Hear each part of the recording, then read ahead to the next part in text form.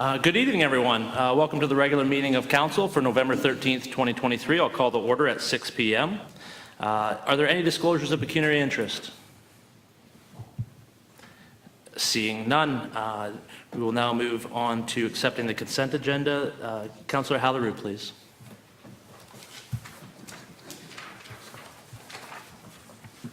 Thank you, Mayor. Moved by myself, Councillor Halleroux, seconded by Councillor Hudson, that the items contained in the November 13, 2023 consent agenda be adopted as presented. Thank you. Discussion? Seeing none, all those in favor? Opposed? That is carried. And next, moving on, we'll receive the minutes. Councillor Hudson, please. Thank you. Through you, Mayor. Moved by myself, seconded by Councillor Van Kooten-Bosens, that the minutes from the October 10, 2023 regular meeting of Council be adopted as presented. Thank you. Discussion? All those in favor? Opposed? That is carried. And Councillor Van Kooten-Bosens, you have the next one, please. Thank you. Through you, Mr. Mayor. Moved by myself, seconded by Deputy Mayor Wilson, that the minutes from the October 30th, 2023 special meeting of Council be adopted as presented. And discussion on that? Seeing none, all those in favor? Opposed? That is carried. That brings us to special staff reports, and our first one is CP 2023-364, and I believe we have Gord Huff from the county here. Welcome. Thank you, Your Worship. Can you hear me okay? Good. Okay, the report for you that I've brought to you this evening has to do with the conservation authorities, and I think everyone's probably aware with some of the changes that have taken place in the province over the last number of years, that one of the key things from a municipal perspective is the changes that have been made to the conservation authorities and how they do business. Those changes are identified in the report, some of those details, and certainly one of the key things again for us is that some of the things that the Conservation Authority across Ontario used to do for municipalities, and probably the most obvious one was commenting on development applications, are no longer part of their operations. The province has basically, among other legislative changes, has basically taken that role away from the conservation authorities. And they've also changed their business model so that when they are now presenting or preparing their budgets, they have a core, what we call mandatory services and non-mandatory services. And non-mandatory services are broken down, and I'm going to try to not gloss over the report, but in order to make things a bit simple, because it is categorized them as non-mandatory simply because I know that you folks here are less concerned about Grand River from a service perspective, although because you're entirely within the watershed of the Upper Thames River Conservation Authority, but because of the way that, because County of Oxford is actually considered to be a regional municipality for the purposes of the Municipal Act, the levy that's paid to the conservation authorities is paid by the county, which is different than a lot of places that have their, would be the area municipalities or local municipalities actually pay their own levies, but that's not the case in Oxford County. So in our case, Ingersoll pays for,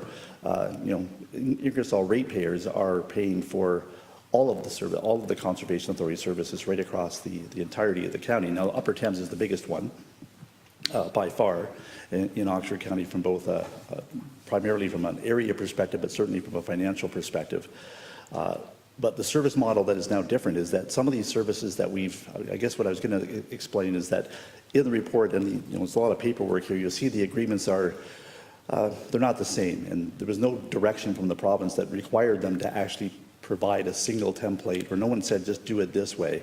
So each CA, based on their membership, chose different paths to go. That's what they came up with. And but for our purposes, I think that the non-mandatory, even to some extent, some of the Category 2 and Category 3 services are not necessarily interpreted the same way. But all of that has been previously approved by the province before it's gotten to this point. So the easiest thing to do is consider them as mandatory and non-mandatory services. So in the case of Upper Thames, those non-mandatory services that they have had to negotiate with us to provide include things like education and outreach. So if you think about one of the obvious things we do in Oxford County is the Children's Groundwater Festival, which is actually housed here or hosted here every 3 years, but that happens right across the watershed. They have 3 different locations where they undertake that. Some of the watershed management things are like the Oxford Natural Heritage Study is something that Oxford County has participated with the Conservation Authority. It gets updated about every 3 to 5 years. We just had a recent update completed, and those are the sorts of things that get captured in this kind of non-mandatory fees that we would pay to the Conservation Authority.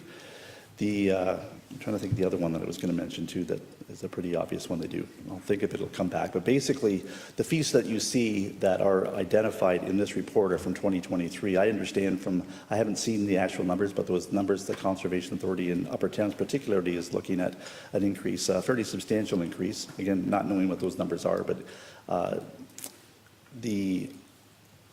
that's all across their entirety of their budget. And one of the things that they're not permitted to do is that the fees that they charge for, or that they negotiate with us, or that the increases that would come forward after we settle on an agreement here, if that's what happens, can't be increased beyond what the kind of the mandatory budget increases are going to be. So they're kind of lockstep in that way. The agreements, again, the agreement with Upper Thames is intended to be, I think the way we've got it structured, again, they're different. Upper Thames, I believe, is a 4-year agreement, where Grand River was a 5-year agreement. I don't talk about the other conservation authorities because in Long Point and Catfish Creek, which also have jurisdiction inside Oxford, they had no services that they required municipal funding for, which is to say that, is not to say that they're not providing services, but they have all the services they may be providing in that Category 2 or Category 3 area, those non-mandatory services, they did not require municipal funding to do that. Whereas Upper Thames and Grand River both have identified some of those services as being things that they thought the municipality would be interested in, and thus the agreement. So again, the agreements themselves are a lot of information. The Upper Thames actually provided a good document. It's not really part of the agreement, but if you read through that, you will see a lot of the things that they do. They went the trouble of specifically identifying Oxford County related matters that they actually, both from an educational perspective, for the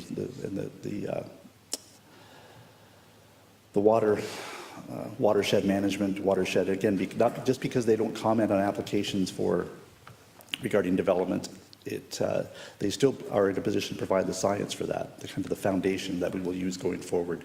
And we find that to be a valuable service. From our perspective as the County of Oxford, we looked at these and we believe that, as I've said in this report, is that from we get in both Upper Thames, again, for your benefit, but in Grand River particularly. Grand River's fees that the county pays aren't really that substantive, but we do in both cases get to take advantages of economies of scale. In the Upper Thames case, because London is such a big component of that, we kind of get to ride the coattails for a lot of the services that they provide here in Oxford County. And we think that's a benefit to the county. So I'm going to leave my comments there and perhaps answer any questions that you might have, Your Worship. Thank you. Thank you. Are there questions? Councillor Hughes. Thank you. Through you, Mayor. So you said you touched on Category 2, Category 3, and non-mandatory. They're on the same scenarios? Side-by-side basis with the two agreements that are identified here, they are more or less the same. Like I said, it's a bit complicated because the two conservation authorities interpret them a little bit differently. Mostly the Category 3 services are the ones that Upper Thames calls Category 3. Grand River called some of those Category 2. At the end of the day, they have to negotiate some manner of agreement with us to, if we're going to participate with them. I see. Okay. I could probably add to that. So as a current chair, I've been of UTRCA, in the last 3 years, this is where we got here. In UTRCA's case, our Category 2 programs are specific to a municipality, so London's ESA management, but these are more programs that are offered watershed-wide for the Category 3. They don't include any funds for the conservation authorities. They are Category 3, but they are self-funding. And so there's no tax or levy or apportionment funding used for the conservation authorities' interests. Okay. Further questions?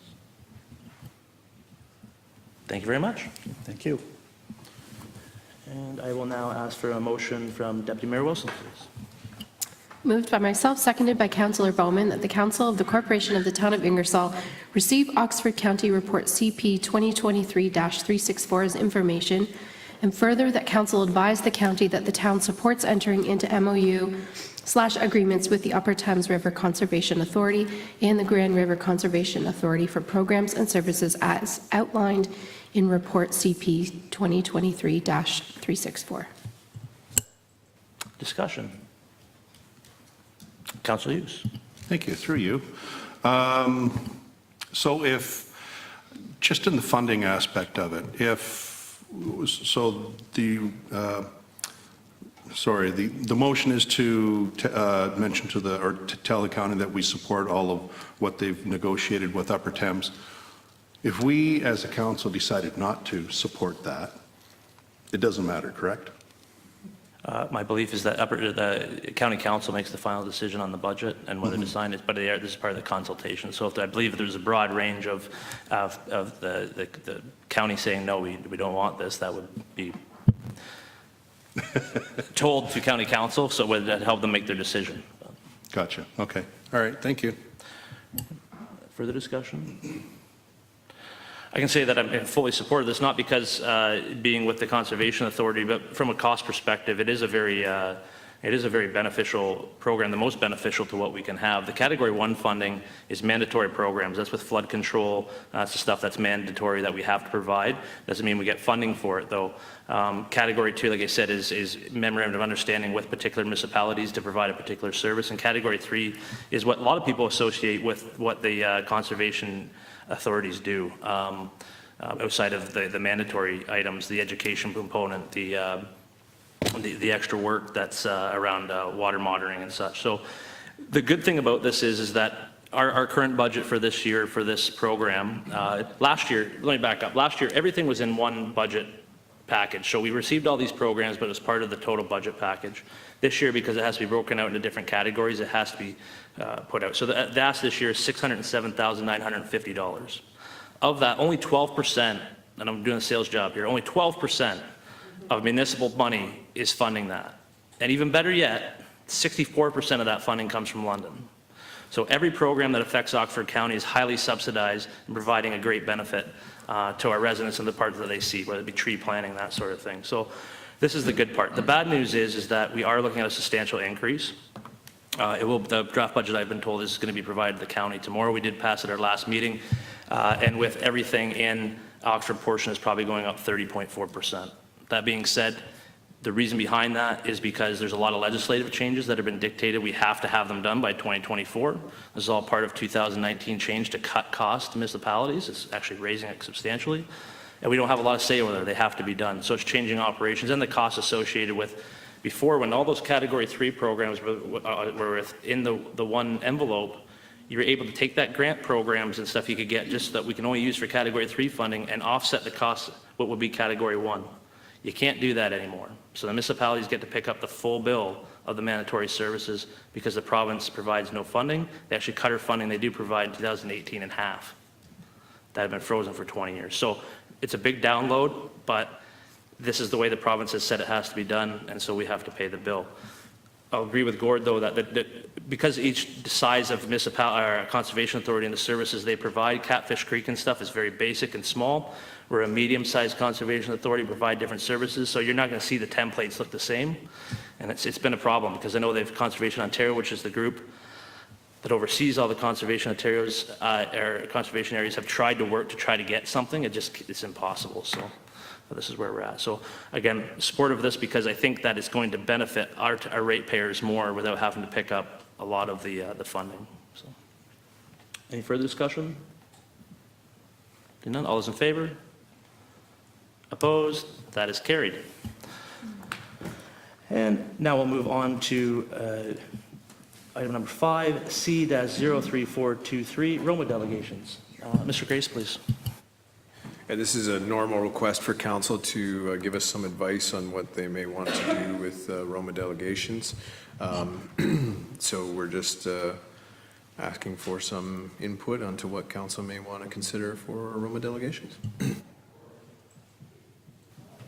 Excellent. So I don't think we'll need to make decisions tonight. So if everybody takes time and think about it and make sure we get what we need, what we want to talk about, and the right ministry, and staff will be happy to put those in before the deadline. November 20th. November 20th. With that, Councillor Bowman, is there any further questions? No, seeing none. Councillor Bowman, please. Thank you, Mr. Mayor. Moved by myself, Councillor Bowman, seconded by Councillor Hughes, that the Council of the Corporation of the Town of Ingersoll receive staff report C-034-23 as information, and that Council provide staff with details of their desired provincial delegation requests in advance of the submission deadline of November 20th, 2023, and further that such requests include the details of relevant ministries along with reasons and topics to be discussed. Excellent. Discussion. Seeing none. All those in favor? Opposed? That is carried. And we'll move down to OP-021-23. Mr. Graves, do you want to start that off, please? Yes, thank you. I'll turn it over here to Matt here in a second, but I just want to say that we appreciate the county working with us on these agreements. I think we've made great strides in working more closely with them, dovetailing our asset management programs with theirs to give more consistency and better predictability in the future for when we're planning our capital projects. I think this agreement goes a long way to cooperative working with the county. Stole Matt's thunder, but... Thank you. And through you, Mr. Mayor, yes. So this report's just outlined some of the rationale and the details of the new engineering and construction agreement, which we've hashed out with Oxford County staff. So the planning of and undertaking of town capital projects can proceed with known costing and revenue projections and coordinated asset management planning. So the benefits of this agreement ensure that the road and servicing infrastructure rehab is driven by the respective assets. The water and sanitary are owned by the county, and the stormwater and the road network are owned by the town. So we coordinate the driving asset to create the proper infrastructure renewal programs. And then, so by undertaking these capital designs in-house, so we obviously realize significant savings for proper engineering design of such compared to putting everything out to a consultant. So it's also important with this agreement that it's not the intent for the town or the county to profit off each other's backs, but it's an equitable agreement, and there's amending clauses herein so that we can track what the actual staff costs are and the construction costs of the various impacts, and then assess whether the revenue model is working. We've done some analysis looking at how past projects would apply to this agreement, and it's quite equitable for both sides, so we're confident in the numbers going forward, and are recommending that we sign this agreement. I can answer any questions that you may have. Thank you very much. Questions of the report? Seeing none, I will call on Councillor Halleru, please. Oh, sorry, no, Councillor Hughes, please. Thank you. Moved by myself, Councillor Hughes, seconded by Councillor Halleru, that the Council of the Corporation of the Town of Ingersoll receive staff report number OP-021-23 as information, and that the mayor and the clerk be authorized to endorse and sign the water distribution and sanitary sewerage collection service agreement for engineering and construction services between the Corporation of the Town of Ingersoll and the County of Oxford. Discussion. We'll certainly want to thank staff, thank Mr. Sweetland for his efforts on this and your staff. I can say from talking to county staff that it was a very good process from their point of view as well, and they appreciated the cooperation. I think the taxpayers also appreciate the fact that no one's trying to profit. There's only one ratepayer. They both pay county and town taxes. So being an equitable situation where it's just cost recovery for actual cost is a good thing, and it benefits us all. So. Any further discussion? See none. All those in favor? Opposed? That is carried. And we'll move down to Operation Budget Variance Report for the third quarter 2023. Mr. Grace, please. Yes, I'm going to turn this one directly over to Arena to explain the variance report. Thank you, Michael. For you, Mr. Mayor. Staff has completed an overview of town's financial operations for the 9 months ended September 30th, 2023. So the variances were identified, investigated, and we are projecting that departments will be on budget by year end at this point. So the report confirms a net surplus of about $920,000. Some of the noteworthy revenue variances include permit and licenses fees are over budget by $203,000 due to the high building activity in terms of industrial development in the municipality, and also marriage licenses have seen quite a surplus this year. Membership and program revenues have exceeded expectations by $85,000 and $34,000 respectively, and it's reflecting a positive trend in post-pandemic recovery. So we have seen a lot of people signing up for memberships and signing up for programs at our community center. And also our investment income has also exceeded projections at the end of September by about $60,000, and we're expecting that variances will grow by end of the year.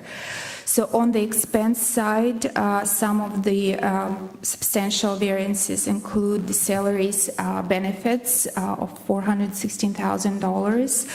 So it's basically at this point influenced by the seasonal nature of part-time employees. So how we just compare, so by end of the year we should see a less of a surplus, and some of the timing adjustments as well. We also have seen some of the vacancies that have been filled, but it took some time compared to the budget.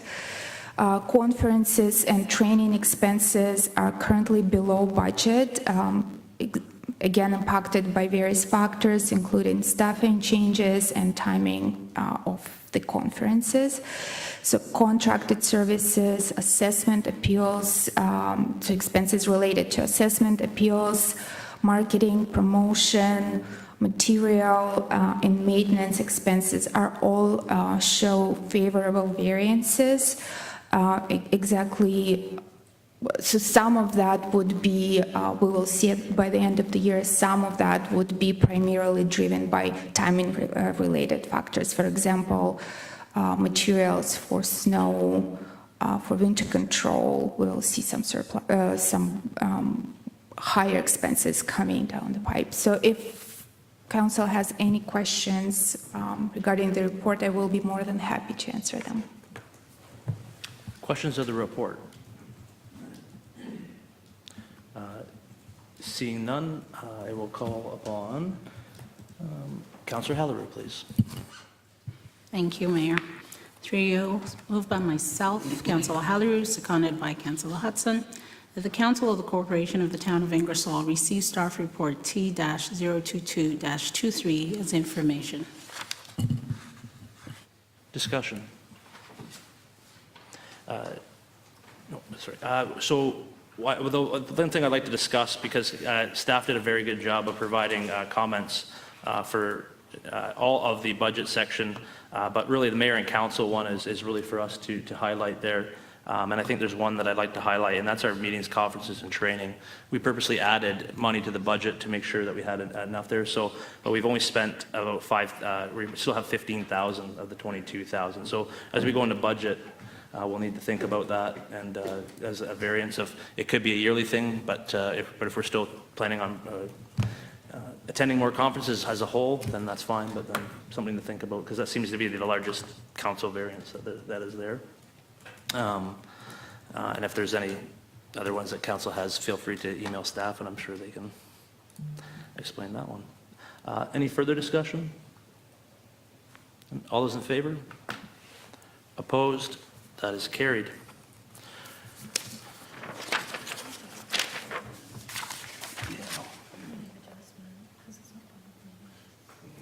Yeah, we can get through that. We can always rise out of it.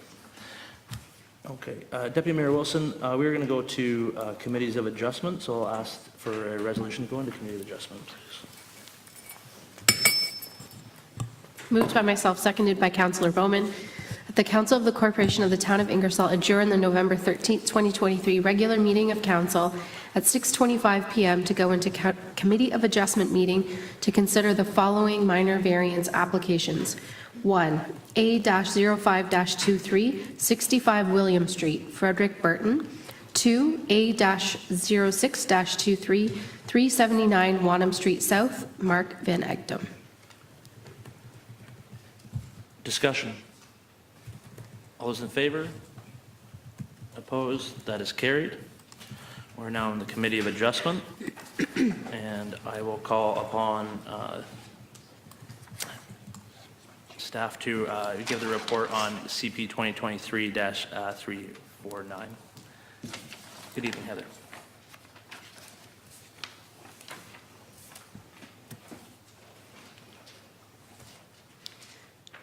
Thank you, and good evening, committee. So the first application for council's or committee's consideration this evening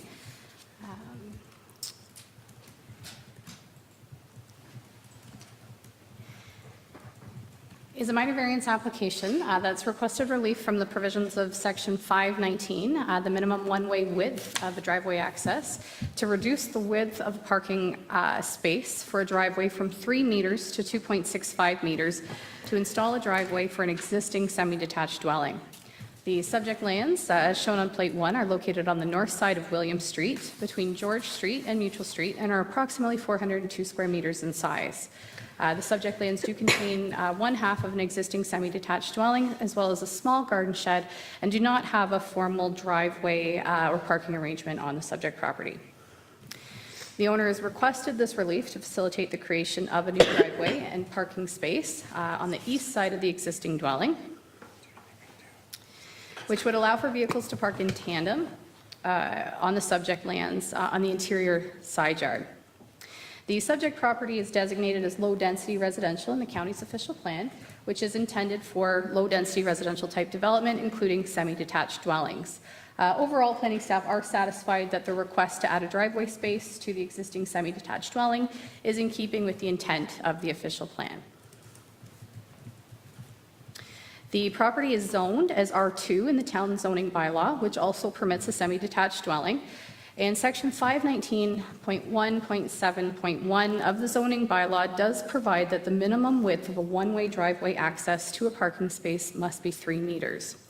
It's the intent of this provision to ensure that driveway entrances on private property are sufficiently wide enough to accommodate for personal vehicle storage and on-site parking without impacting neighboring land uses. Planning staff are generally satisfied that in this instance there is sufficient space on the subject lands to accommodate for off-street parking and access to personal vehicles without encroaching onto the neighboring land uses or without being constrained by the existing structure on the property. So as such, staff are satisfied that the intent of the zoning bylaw can be maintained. Overall, staff are satisfied that the proposal can be considered minor from the provisions of the zoning bylaw and desirable for the development of the subject land. Specifically, staff are satisfied that the applicant's request will provide for appropriate off-street parking that's required for the existing dwelling. Historically, the subject lands have utilized the neighboring property to the west to provide for rear yard parking access. However, no formal access easement has been established, and this is no longer an option for the property owners. So planning staff are of the opinion that sufficient space is available to accommodate the proposed driveway, which will essentially avoid any undue hardship for the property owners who have no other alternative for parking arrangements on the property, particularly in the winter months when on-street parking is not an option. No concerns were received from any of the public agencies or public neighboring property owners that were circulated, and overall staff are satisfied that the application can be given favorable consideration. Thank you. Thank you very much. Are there any questions of the report? Seeing none, with that then, Member Bowman, you have a motion, please. Thank you, Mr. Chair. Moved by myself, Member Bowman, seconded by Member Hughes, that the Town of Ingersoll Committee of Adjustment approve application file A-05-23 submitted by Frederick and Cora Burton for the lands described as Part Lot 10, Plan 95 in the town of Ingersoll, municipally known as 65 William Street, as it relates to 1. Relief from provisions of Section 5.19.1.7.1, zone provisions, minimum width one-way access of town of Ingersoll's zoning bylaw to reduce the width of a parking space for a driveway from 3 meters, 9.8 feet, to 2.65 meters, 8.7 feet, to install a driveway for an existing semi-detached dwelling. As the proposed variance is 1A, minor variance from provisions of the town of Ingersoll bylaw 04-0 or 4160. 2, desirable for the appropriate development or use of the subject lands. 3, in keeping with the general intent and purpose of the town of Ingersoll zoning bylaw 044160, and in keeping with the general intent and purpose of the official plan of the County of Oxford. Thank you very much. Discussion? Seeing none, all those in favor? Opposed? That is carried.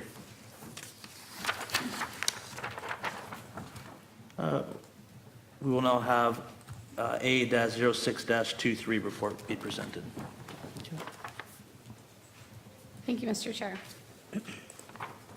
So the second application on tonight's agenda has been requested for relief from Section 6.2 of the zoning bylaw, the front yard depth, to reduce the minimum required front yard depth from 6 meters, or 19.7 feet, to 3.7 meters, or 12.1 feet, to facilitate the construction of an addition to an existing single detached dwelling. Specifically, this application for minor variance has been requested to facilitate an addition to the south side of the existing dwelling that currently does have an insufficient front yard setback. The subject lands are located on the east side of Wanham Street South, lying between Holcroft Street and Ann Street, and are approximately 0.4 acres in size and contain the existing single detached dwelling and a residential accessory structure.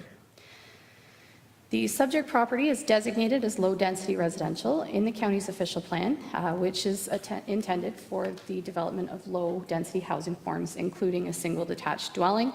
And given that the proposal will facilitate an addition to an existing single detached dwelling, staff are satisfied that it conforms with the intent of the official plan. The property is zoned as R1 in the town zoning bylaw, which also permits a single detached dwelling. And the R1 zone does generally require a minimum front yard depth of 6 meters. However, a minor variance was granted for the subject lands to allow for a reduction to the required front yard depth for the existing dwelling in 2001.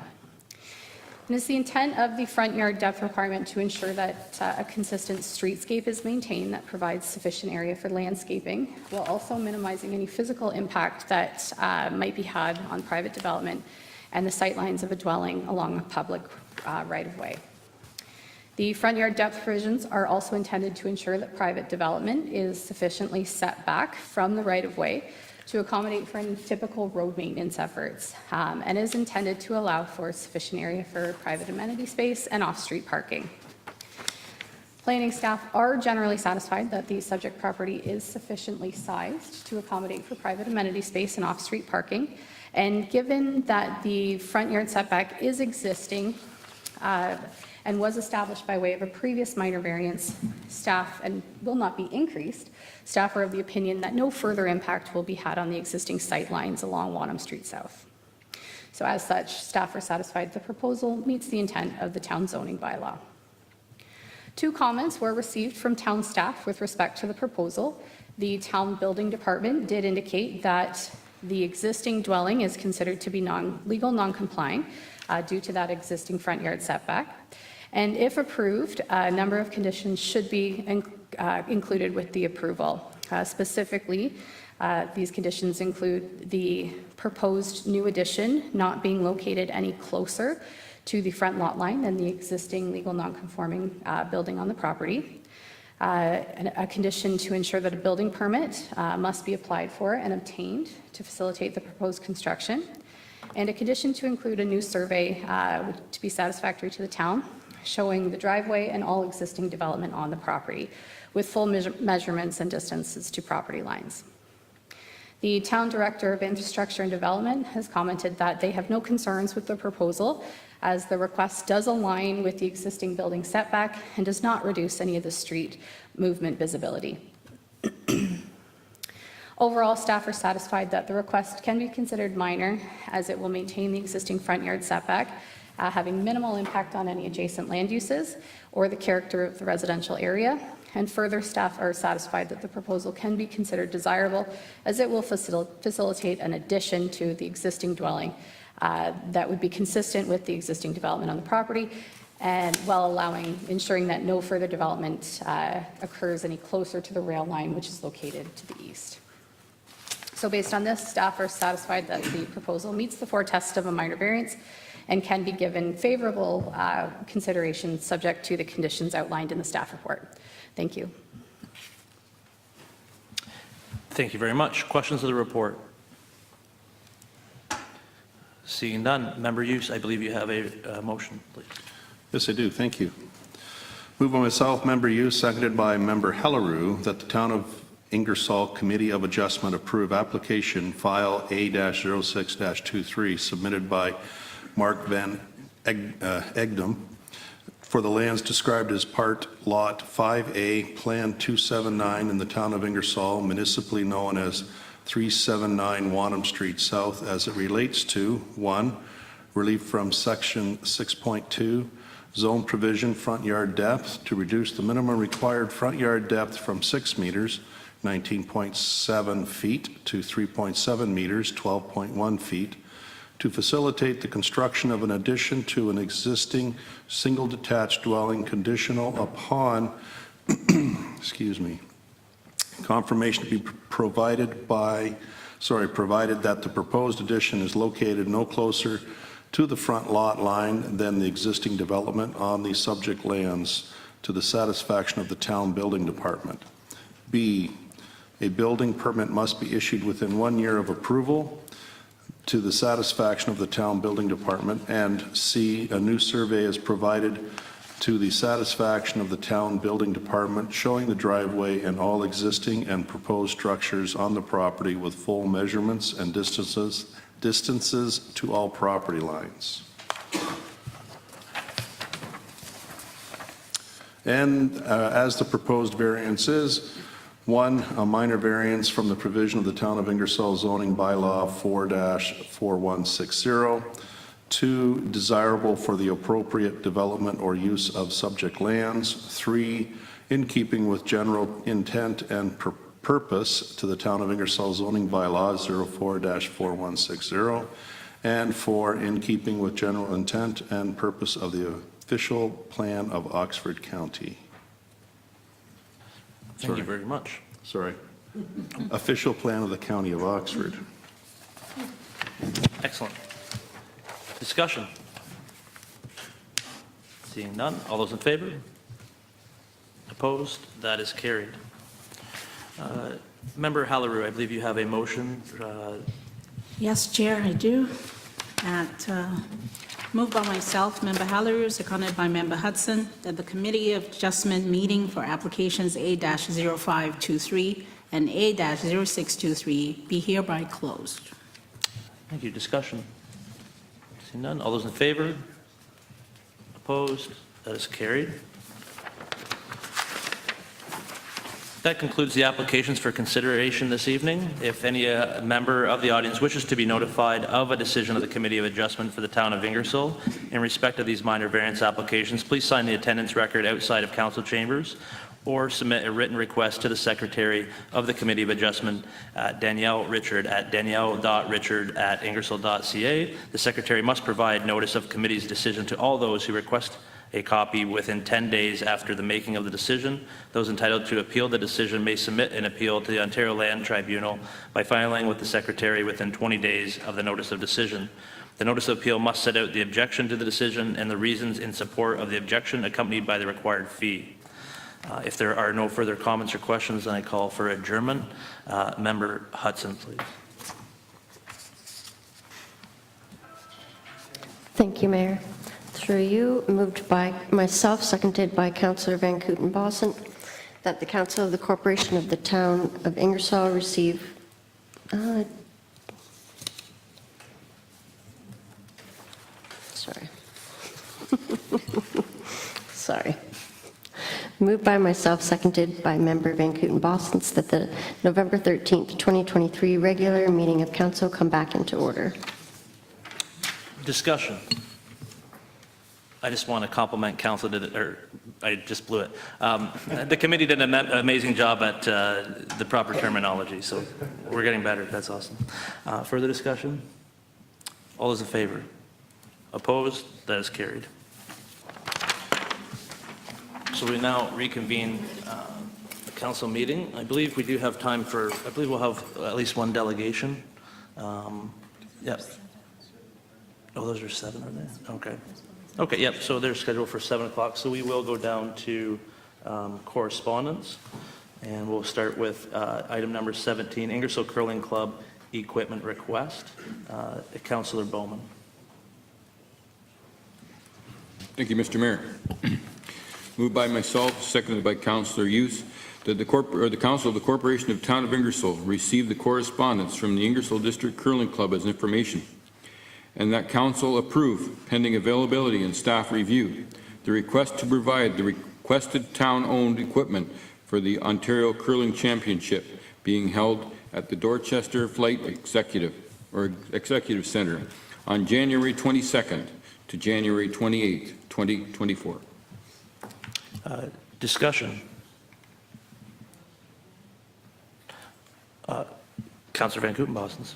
Sorry, can't let it go past without saying something. I wish them all the best of luck. The last time that we had this kind of thing go on, it was a great success, and I'm looking forward to trying to get there for a night. And I hope that everybody is able to go out. It's some fantastic curling that takes place, so I hope that we can support them the way that we're hoping to. So thank you. Ditto. Further discussion? All those in favor? Opposed? That is carried.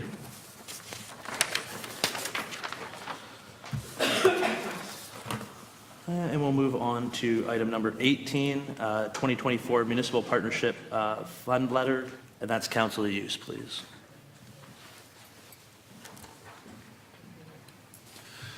Moved by myself, Councillor Hughes, seconded by Councillor Hellerue, that the Council of the Corporation of Town of Ingersoll receive the correspondence from the Ontario Minister of Finance, Peter Bethlen Volvey,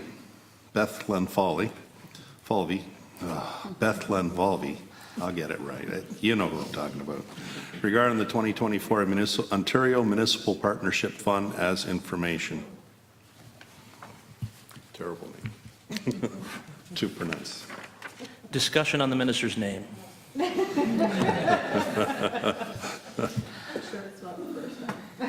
No, he's joked about it himself. No discussion? All those in favor? Opposed? That's carried. And now we'll go to number 3, which is a charity co-ed baseball event discount, and that's Councillor Hellerue, please. Thank you, through you, Mayor. Moved by myself, Councillor Hellerue, seconded by Councillor Hudson, that the Council of the Corporation of the Town of Ingersoll receive the correspondence from Macleay's Transportation as information, and that Council approve, deny the request in a reduction or full donation of the rental cost of Bull Diamond rental fees for their charity co-ed baseball tournament held on October 14, 2023. So just for clarification, Councillor Hellerue, we will need to make a decision on whether to approve or deny it, or and how much, but those are the options. We can certainly have some discussion, if you'd like, beforehand, if there's resolution's not there yet. So I will open the floor before we have a resolution to council about discussion on the matter. Councillor Van Kooten-Bosens, please. You know that this question's coming, right, Kyle? I didn't give you a heads up, but can you tell us what the fees are? I see that their fees in total were about $500. Is that the same as what a user group would pay, or is that higher than what our user groups would pay? Through you, Mayor, to Councillor Van Kooten Boston. So these would be the fees identified in the rates and fees bylaw that would be charged to any user group for the use of a ball diamond. So it's set out depending on what user group it is, what time, what days. But the fees that are outlined there are what would correspond with their rental. Follow up then. Sorry, and I should have probably looked at that beforehand, but so let's say the ladies or the men's ball league pay a lower fee because they're a regular user group. Would this amount be higher than what, and I'm sorry to put you on the spot, but I'm just wondering what the difference in rate would be? Potentially different, just because I don't have the detail in front of me to know the difference between the rates right now, but they're being charged at the lit diamond rate and the non-lit rate. So how that would compare to ladies ball or men's ball, I'm not sure at this time, but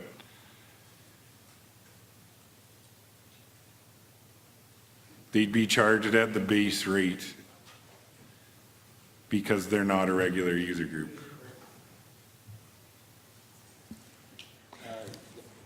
Sorry, unless there's, no, go ahead. Okay. So I guess my suggestion would be that I recognize that McClays are trying to give back to charity, and I would say that I would be in agreement if we wanted to go a reduction, so an approval of a reduction of moving it down to what a regular user group. I know that the people that were organizing it are a part of our ladies Monday night slow pitch league, and so I would maybe suggest we could go that way to help offset some of their costs and be able to have a bit more money go towards that charity instead of it coming back to our coffers in that respect. So that would just be my suggestion. Councillor Hughes, you had a question? Yeah, actually, through you, Mayor, to Kyle, do we have any history of what we have done when other charitable organizations have come and asked or ran an event such as this? Through you, Mayor, to Councillor Hughes. So it's kind of it's all over the place. So as you can see, this event's already happened, and this is usually what happens. A request will come in after the fact. Sometimes council waives fees altogether. Sometimes it's a reduced rate. There's not really a consistent response. It kind of depends on the event and what they're raising money for, as being what the determination in the past has been. Yes, I think this is totally a council decision. Staff have followed policy, which we'd like them to do, and then someone has, the group has now asked for reconsideration for the reasons stated, and so it'd be up to council to grant or deny that. If there's a suggestion, or if Councillor Hallerou is ready to make a motion, we can, do you have a direction? We can always approve or deny that we can vote in favor or All vote right. against. We'll get somewhere. Okay. Well, through you, Mayor, moved by myself, Councillor Hallerou, seconded by Councillor Hudson, that the Council of the Corporation of the Town of Ingersoll receive the correspondence from Macleay's Transportation as information, and that Council approve the request of a full donation of the rental cost of Ball Diamond rental fees for the charity co-ed baseball tournament held October 14, 2023. Discussion. Councillor Hughes, please. I think we should also make an amendment to that motion and to have staff develop a policy moving forward so that we're not all over the map with how we decide to, I need a blank sheet. Yeah, so Mr. Grays can respond to that if you like. So technically, you do kind of have a policy because you have a budget amount that you set aside for sort of grants and things for charitable and sporting events. For us to determine a policy that would say like which charitable events would be chosen and which ones wouldn't, that's going to be difficult to write. So. If I could offer just maybe some direction to staff on where the funds be coming out of, and that would come out of our council grants allocation. Yeah. And I would also add that not every club or charity event comes back afterwards to ask for relief. So if they've come to ask at all and we know that they've done something great for the community, then I think, in all honesty, we should always consider it. Excellent.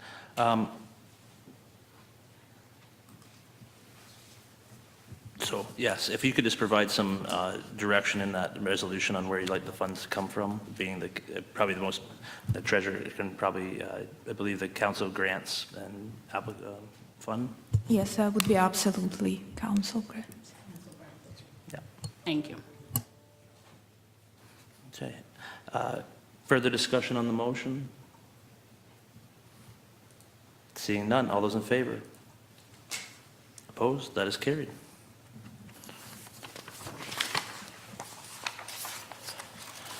Okay, we have 10 minutes to 7 o'clock where we'll have our public meetings and delegations. So I'll ask for council that we will have a small break between that time, and I'll ask for a resolution to go to recess. Councillor Van Kooten-Bosens? I will so move that we have a recess for 10 minutes. And Councillor Hughes, I believe, is seconding. Correction? Discussion? All those in favor? Opposed? That is carried. We will reconvene at 7 o'clock.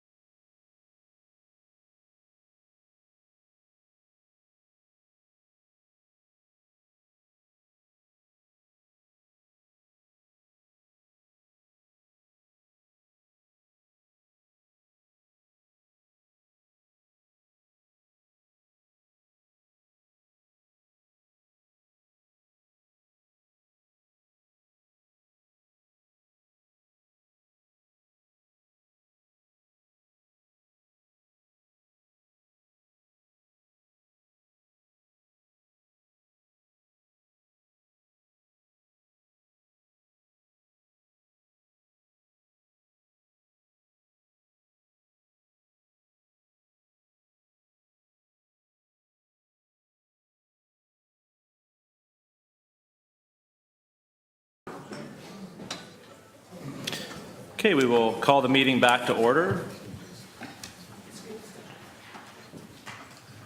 And we will, I believe I have a,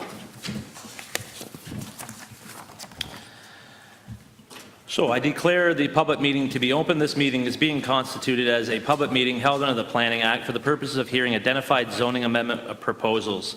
This meeting is also intended to provide the opportunity to any person in attendance to make a presentation to council. Anyone in virtual attendance who wishes to receive the decision of council on any application being considered this evening must submit a written request to Town Clerk Danielle Richard at danielle.richard@ingersoll.ca. The Ontario Lands Tribunal has the power to dismiss an appeal under subsection 25 if an appellant has not provided counsel with oral submissions at a public meeting or written submissions before a bylaw is passed under this section. The first zoning amendment application public meeting is ZN 6-19-09, west side of Hollingshead Road, applicant Sifton Properties Limited. Does any member of council have a conflict of interest on this application being heard this evening? Councillor Halleroux.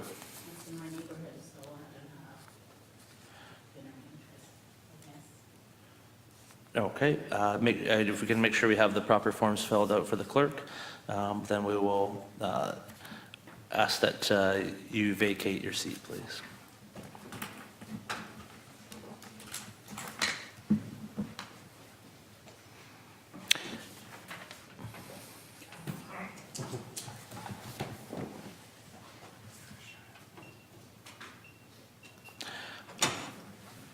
Has the clerk received any additional correspondence on the application that is not noted on the agenda? I have. We received a submission from Sifton late today. It is 13 pages, so I'm not going to read it out, but we will add it to the circulation. I believe the representative from Sifton will be speaking to that today. Thank you. I now request Planner Heather Sinclair to provide an overview of the application and explanation of the requested zoning amendment, please. Thank you, Your Worship. So the first application on tonight's public meeting agenda is an application for official plan amendment and zone change for the subject lands, which are located on the west side of Hollingshead Road, lying north of Clark Road.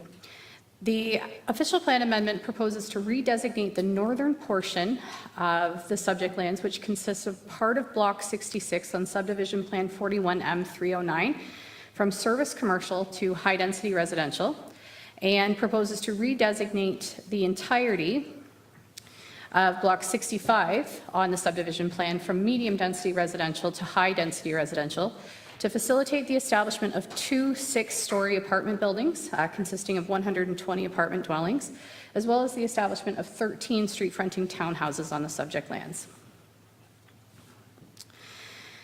The applicants have also requested a site-specific policy to enable the development of a large-scale nursing and rest home consisting of 20 or more beds on the subject property. The associated zone change application has been requested to rezone Block 65 from R3 special, from R3-24 holding to an amended R3- zoning, and to rezone part of Block 66 from special highway commercial zone, that's HC-10, to the same R3 special zone to facilitate the proposed development and to establish a number of special provisions to address lot area, setbacks, building height, lot coverage allowance, and minimum parking standards, which are all detailed in the staff report, as well as to allow for these 6-story apartment buildings. The subject lands are approximately 1.26 hectares, or 3.1 acres in size, and are currently vacant. And surrounding land uses include existing and planned residential uses to the north and northeast, as well as planned commercial uses to the east, existing industrial uses to the south, and institutional uses to the west, consisting of Curry Park and St. Jude's Catholic School. In support of the applications, the applicant has submitted a number of studies, including a functional servicing report, a planning justification report, an environmental noise study, a traffic impact study, and a shadow analysis. Of note, the noise study recommended that a number of measures be implemented into the site and building design of the subject lands, due to the various sources of noise in the immediate area, including Huron Commodities, which is an existing industrial use to the south, and the 401. These measures include a number of architectural features to achieve an acceptable indoor level of noise, including specifically including exterior wall and window construction for the apartment buildings and the townhouses, as well as specific ventilation requirements. And the recommendations from the study also include a recommended warning clause to inform any potential purchasers or occupants of a potential noise annoyance due to those existing noise sources in the area. For Council's information, the subject lands were recently subject to an application for consent to sever the north portion of Block 66 and to be added to Block 65 to accommodate the proposed development. This consent application was approved by the County Land Division Committee in May of 2022. However, this decision was appealed by the neighboring industrial owner to the Ontario Land Tribunal, and a hearing to consider that consent has been adjourned pending the decision of the official plan amendment and zone change applications being considered by the town and the county. So, planning staff will be reviewing the proposal under the policy direction of the PPS and the official plan. With respect to the official plan, the provincial policy statement, section 1.12 directs that sufficient lands shall be made available to accommodate an appropriate range and mix of land uses to meet projected needs, and that sensitive lands shall be planned or developed to avoid adverse impacts from odor, noise, and other contaminants, or if avoidance is not possible, efforts shall be taken to minimize or mitigate any potential adverse effects, to minimize risk to public health and safety, and to ensure the long-term operation and economic viability of any major facilities in accordance with provincial guidelines and standards. Where avoidance is not possible, planning authorities shall protect the long-term viability of existing or planned industrial uses that are vulnerable to encroachment by ensuring that planning and development of proposed adjacent sensitive land uses are only permitted if a number of criteria can be met. And these criteria include having an identified need for the proposed land use and having demonstrated that alternative locations for the proposed use have been evaluated and there's no reasonable alternative locations available, by ensuring that adverse effects of the proposed sensitive use are minimized and mitigated, and by ensuring that the potential impacts to any industrial uses are minimized to the extent possible.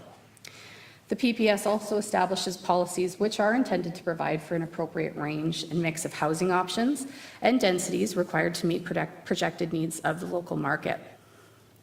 So to accommodate this, planning authorities are required to maintain at all times a minimum ability to accommodate residential growth for 15 years through intensification. And the PPS also directs that long-term economic prosperity should be supported by encouraging residential uses to respond to market-based needs. As stated, the property is currently designated as medium-density residential and service commercial in the official plan, and it's proposed that they be redesignated to high-density residential. So high-density residential areas are those lands that are intended for a limited range of intensive, large-scale, multiple-unit developments. This designation is generally applied in a localized and site-specific manner in locations where high-rise development can efficiently use land, which may be difficult to develop on lower density due to the presence of environmental constraints, or where higher densities are able to support the viability and functionality of the downtown core. And it is noted that the height and density allowance of lands designated high-density residential shall be determined on the basis of the nature, character, and scale of the adjacent land uses. Further, the height and density limitations will be specified in the area zoning bylaw and may vary from location to location, but generally the net residential density will not exceed 111 units per hectare. And in this instance, it's proposed that we will be looking at 106 units per hectare. The OP policies do allow for the establishment of high-density residential developments in other locations and take a number of locational criteria into account, including the establishment of high-density residential uses on sites that have direct access to either an arterial or a collector road, on sites that are vacant or currently underutilized, adjacent to development which is already built at medium or high-density levels, allowing for high-density uses on sites which are close to shopping, recreation, cultural, and community facilities, and allowing for high-density residential development on sites that are within or near the periphery of the downtown core. It is noted that high-density residential development is generally discouraged adjacent to low-density residential areas, except where such low-density residential development is proposed for redevelopment to a higher level of density. It is noted that the subject lands are subject to a site-specific policy, which currently limits the amount of gross floor area that would be permitted for commercial-type uses. As part of our public circulation, 3 letters of concern were received regarding the proposal, which have been forwarded to Council's attention. Summarized, these letters include, or these concerns include issues with the development of the previous phases of the subdivision, including assurances that all soil studies and drainage works are established appropriately, as there is note of current surface water issues in the neighborhood. Ensuring that sufficient parking is made available for the development, including sufficient visitor parking on the site, as there is currently parking issues with the existing townhouse development along Chamberlain Ave. Concerns were received with respect to grading and soil storage issues within the area, which has apparently also led to flooding concerns. Concerns were received regarding the installation of streetlights and the request for assurances that development would not be left without streetlights during construction. There was concerns with respect to compliance and enforcement with the construction noise bylaw. Concerns were received with respect to the townhouse development, as they may result in delays with respect to construction of the proposed townhouse buildings. There was a request to only permit one use on these subject lands, consisting of the apartment buildings only, and concerns that the proposed townhouses should not be permitted along to allow for driveway entrances along a collector's road, and that rather the parking areas should be established in a rear parking situation, and perhaps removing the proposed townhouse units and accommodating additional parking areas for the proposed apartments. Concerns were also received from the neighboring industrial property to the south. We did receive a letter that indicated that this facility is a long-standing industrial use within the town that processes and transports food-grade soybeans and operates on a 24 hours a day, 7 days a week basis during peak production months, and full-time 5 days a week through the remainder of the year. This letter indicates that the property owner has been working with the applicant to address these potential noise considerations and compatibility issues between the proposed residential development to ensure that the existing industrial use is not negatively impacted by the proposal, which would see residential uses creep closer towards that existing industrial operation. This letter did outline site-specific official plan policies that apply to the existing industrial use, which do require any sensitive development less than 300 meters from the property to undertake a noise study by a qualified professional, and prohibits any sensitive land uses within 70 meters of the property. The letter did note that the subject lands are within 300 meters of the industrial use, but a noise study has been prepared. Concerns that the proposal were not consistent with the policy direction of both the official plan and the provincial policy statement with regard to addressing compatibility requirements, as well as the locational criteria for high-density residential uses, and the use of the lands for a long-term care facility would be outside of the typical community facility designation that those types of uses are typically established in. The neighboring landowner has also provided comments from their own noise consultant, which outlines concern with respect to the proposed noise mitigation measures, which are proposed by the applicant, stating that these are not considered to be best practice within the industry, although it is noted that they are acceptable standards from the Ministry of Environment. So overall, that's a summary of the proposal and the comments received from the public. And a subsequent planning report with comments received from staff and a planning recommendation will be at a follow-up meeting. Thank you. Thank you very much. Does the applicant or the representative have any comments or anything to say concerning the application? Yes, please come forward to the lectern and state your name, please.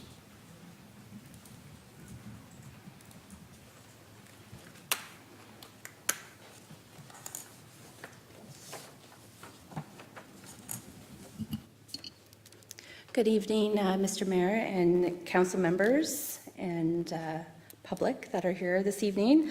I'm Lindsay Clark, Planning Manager with Sifton Properties Limited. And Sifton has made a submission, and as it was noted, it is a substantial letter trying to respond to the public comments ahead of the meeting to provide further clarity. I'm not sure, I think it was circulated. I'm not sure if you have had an opportunity to review it at this time. I do have a copy with me if you would like me to circulate it here. But pertaining to this specific development, so we are proposing for a OPA and zone change that is located in Phase 2, Block 65 and a portion of 66 within a registered subdivision, 41M309. Just gonna move that up there, sorry. First and foremost, I would like to thank staff for bringing forward this report this evening. I appreciate their time and dedication to prepare the report.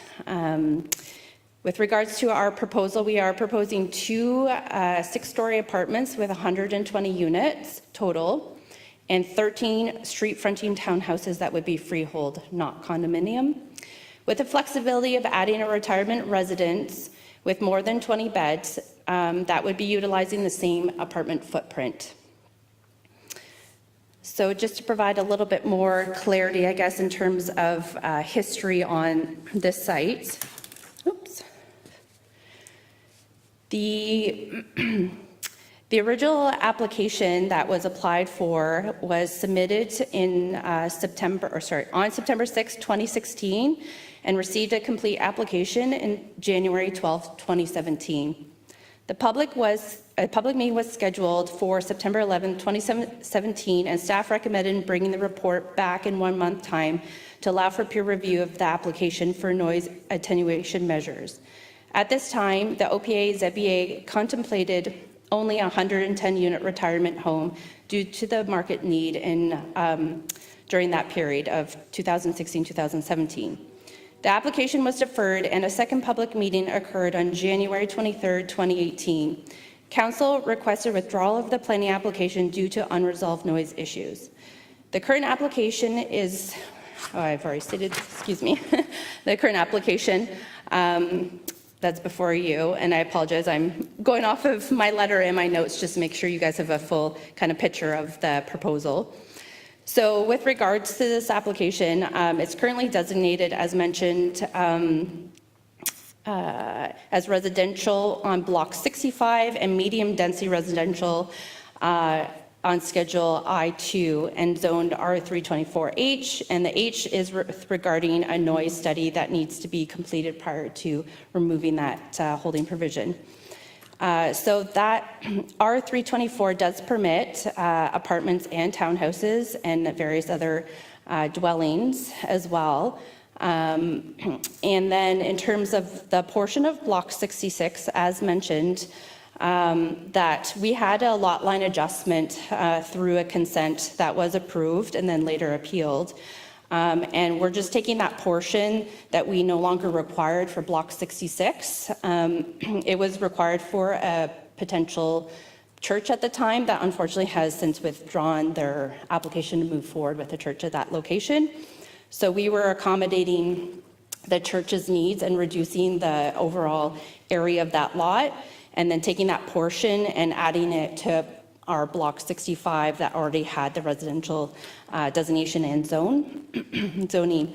So from that purposes, we were only facilitating the need of removing lands from the church's future potential land and adding it to the existing residential and making for a more comprehensive area for future development.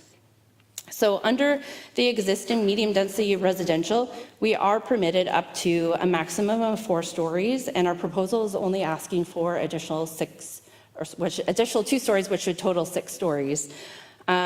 Traditionally, high-density residential at 6 stories in other municipalities, that's actually considered medium-density residential, but I understand through your official plan policies and zoning, that's how you guys interpret what high density versus medium density is, but just thought I'd bring that to light as well, just to have that comparison. Then moving forward, just to bring some history on the site as well. Let me just see here. Sorry. So there was an application that went forward in 2011 to convert these lands from residential to commercial. So these lands actually were residential in 2011. I don't think there was, from the records I was able to locate, and unfortunately I didn't work for Sifton at this time, but from the records I was able to locate, it's just denoted zoning as development. It didn't actually say what type of development was permitted, but under the official plan policy, it did permit these lands for residential right down to Clark. So we did have that ability to proceed with these lands previously as residential. And through our application in 2011, we went for commercial land use development or land use due to the market demand at that time. And that was through an OMB case file that approved that commercial development in 2011. So fast forward to where we are presently today. I'm just going to double check, sorry. Yeah, so to provide a full overview, this application has been with the municipality for 7 years, and we've had that time to have the additional due diligence to ensure the noise compatibility study aligns with both the proposed residential development and the existing industrial facility. That has been an exhaustive process in which a solution has been accepted through peer review by the town and county. Without going into specific details regarding the on-site mitigation measures, there are solutions based on site design, layout, architectural elements, and noise barriers that would be located on Sifton's private lands. Additionally, Sifton has vetted several solutions for noise reduction on the new noise-sensitive land uses, including at-source mitigation measures, but would request not to proceed with any at-source requirements on the basis of economic feasibility, reduction in overall risk and complexity. Class 1 requirements can be met without at-source mitigation measures on Huron site, and as a result, we would request that Sifton's on-site mitigation measures be implemented, so strictly on Sifton's property, not on anyone else's.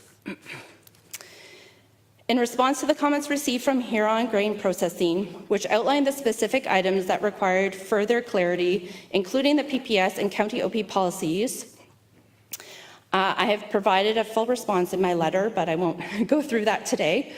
However, I should note that staff have accepted this application as complete, and therefore I have concluded that our submission meets the policy requirements under both the PPS and county OP policies.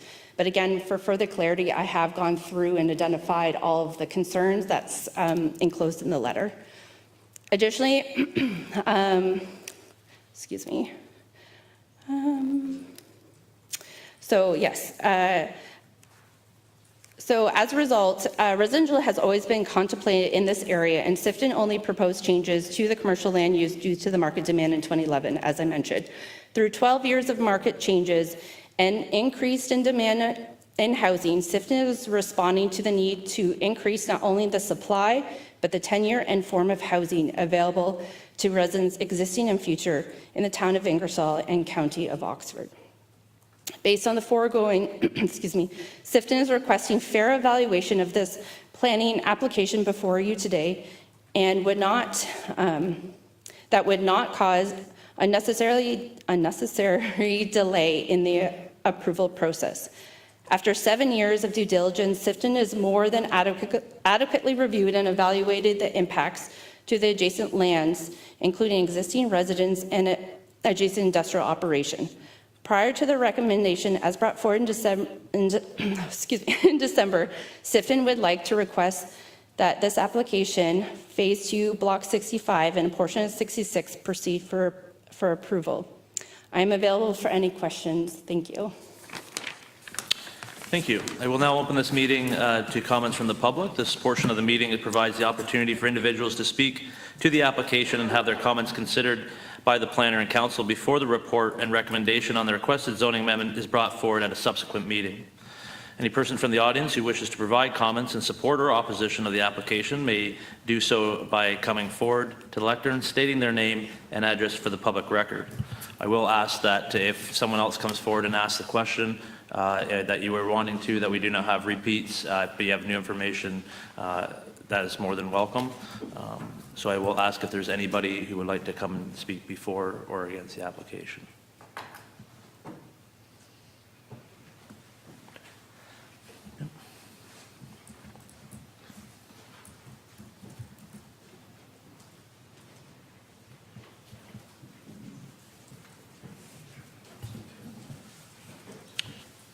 Hi, Tim Lobson, Ingersoll. You have my letter that was briefly went over by the SIFTN. Just for council, just to impress upon my letter, we have a seniors development on 10th Street right now that only has 23 people in it. All over Ontario, seniors residences they're not at 100%. They're offering move-in bonuses and things like that. Putting that option on that land just gives another opportunity for it to be another piece of dirt for another 20 years, just like without forcing or ensuring that if they're going to build the townhouses, that there has to be a plan with dates on it for the apartment building. I know you can't force them to actually build, but one parking unit per person, 120 units, no transit, no identifiable commercial development in that area. Where are those people going to go? They're not going to be single-family units, not going to be one-bedroom units. They're going to have two cars, and there's no extra parking in that plan. It's a really, really bad plan. The only way you can get those apartments is to eliminate those townhouses and to put 13 driveways onto the collector's road. That's just, it's very strange, you know. We do need housing, but how are we going to make sure that it gets there, you know, and it actually gets built? So I just think it's they're just looking for another excuse not to build apartments. So that's all mine. Thank you. Are there further comments from the public?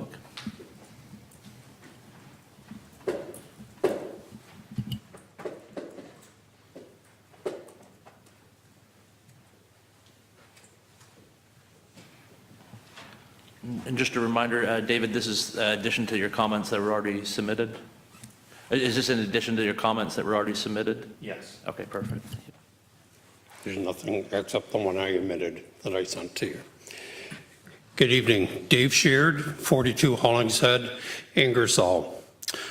I did write a letter to the mayor and to council with a few comments. I've been in the Harrisview subdivision for nearly 9 years now, gone through a lot of things. Tim has just mentioned one thing. Will there be visiting parking at all these locations? Right now, we're dealing with parking on Chamberlain because townhouses were currently missed as far as visitor parking at 1 Chamberlain and 35 Chatfield. There was no plan, and with putting visitor parking in there, which is very hard to understand when you build multi-complexes, where are visitors gonna park? And we're dealing with that all the time. Also, the homes on Hollingshead, in certain part I don't have the right addresses for those houses, but there are constantly water flow out of the woods. And I presume that's public land now owned by the town of Ingersoll behind Hollingshead and south of Harrisfield. Their sump pumps never stopped running.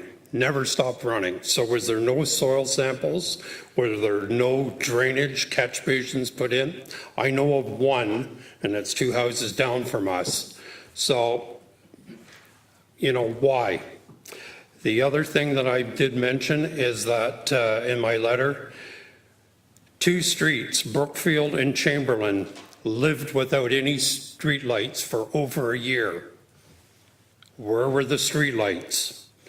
Any subdivision I've come from in Mississauga, Brampton, all the infrastructure is put in before one house is built. Why wasn't it done on those 2 streets? And why did those residents have to live without street lights? The answer I did get from the ex-engineer at the town of Ingersoll was, your car will guide you where you're going. It's not what I wanted to hear. Get after the people that were to install the street lights, and it's a safety issue in that.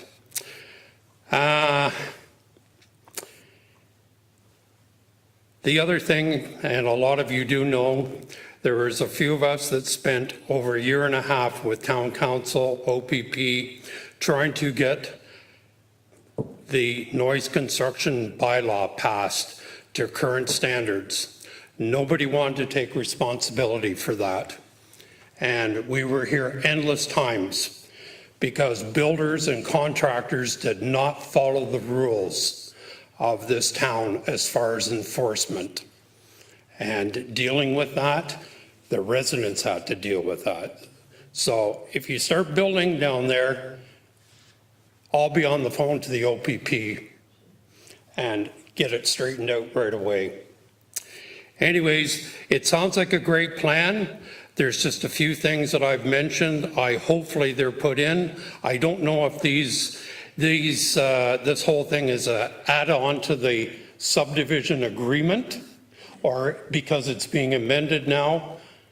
I don't know. I'm not the one to know that answer in that. So if we could have that answer from somebody at the town here to at least leave us that, is this an amendment onto the original subdivision agreement or an extension onto it? I don't know.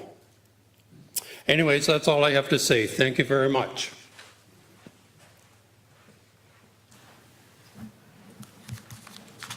Okay, so we'll take that into consideration and make sure that that's addressed. Was there anybody else from the public who would like to speak towards the application? Seeing none. Oh. Harry is our planning consultant. I think he used him to say the words here today. He's on. Okay, yep, yeah, he's more than welcome. Okay, Harry, would you like to speak towards the application? Thank you, Your Worship. Good evening, everyone. It's Harry Frucios from Zelenka Priamo. We're the agents for the Huron grain processing facility. As was noted this evening, we did submit correspondence with our comments relating to this application. I really have nothing to add at this point. We've heard from the applicant as well, and I'd be interested to find out the contents of the letter that spoke to our comments. But otherwise, I'm just here to answer any questions you may have from our perspective. Thank you. Thank you very much. Are there any further comments? Last call? Seeing none. Members of council now have the opportunity to ask any questions about the application. However, they may not offer any comments at this time. Questions from council?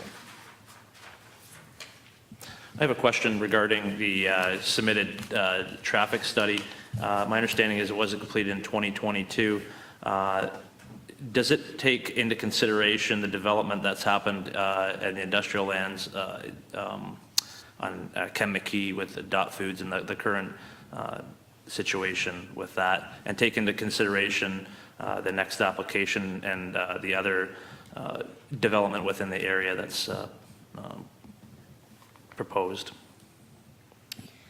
The traffic study that was submitted in 2022 took into consideration all of the proposed development on the Sifton lands, but as far as I'm aware, it did not include any of the development of the town's recent industrial park. So that would include the Phase 5 residential subdivision, as well as the proposed apartment developments and the commercial block located immediately north of Clark Road. But no, as far as I'm aware, it did not include the industrial lands that the town created. Okay. And it doesn't have to be answered tonight, but the question to planning staff would be, do you think the current traffic study accurately depicts the area as it is today? And would like to hear back from a recommendation of if it needs to be updated. I believe that the traffic study does warrant some additional discussion with both County Public Works and town staff, as well as the applicant. So we'll look into that and we'll follow up as part of the subsequent planning report. Thank you. Further questions? Councillor Hughes, please. Yeah, it has to do with a couple of the questions regarding parking. It's interesting that you see that many units proposed and no visitor parking, or I believe it's at 1.5 parking spots per residential unit. Through you, Your Worship, to Councillor Hughes. So typically, apartment development does require 1.5 spaces per unit. In this instance, the applicants are asking for permission to reduce that to 1 space per unit. However, they have included the required barrier-free parking, which would account for 3% of the total required parking plus 1 space. So that's a total of 5 additional barrier-free spaces, and they have included the required visitor parking, which is 1 space for every 10 required parking spaces. So what they're showing is 120 parking spaces plus 5 barrier-free plus 12 visitor spaces for a total of 137 spaces on the property. So that's what they're proposing. So just for clarification, that's based off the reduced requiring amounts and not off the required? That's correct. Councillor Van Koon, Boston. Sorry, can you give those numbers again? Sorry, I apologize. I was writing them down quickly, but. Through you, Your Worship. So what is proposed is 120 spaces for the apartments, plus 5 barrier-free spaces, plus 12 visitor spots, for a total of 137 spaces.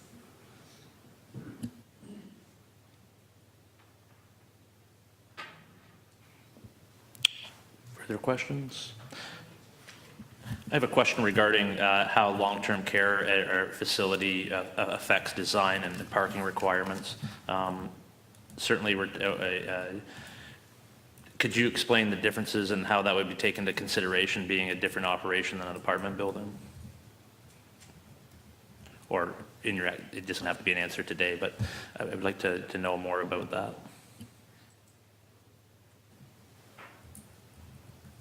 Yes, so a long-term care facility, parking requirements are generally established based on the number of beds. So at this time, we wouldn't have enough information to determine what the parking requirements would be without knowing the number of beds that would be proposed for the facility. Is that something that would be taken care of a site plan application as opposed to a zoning application?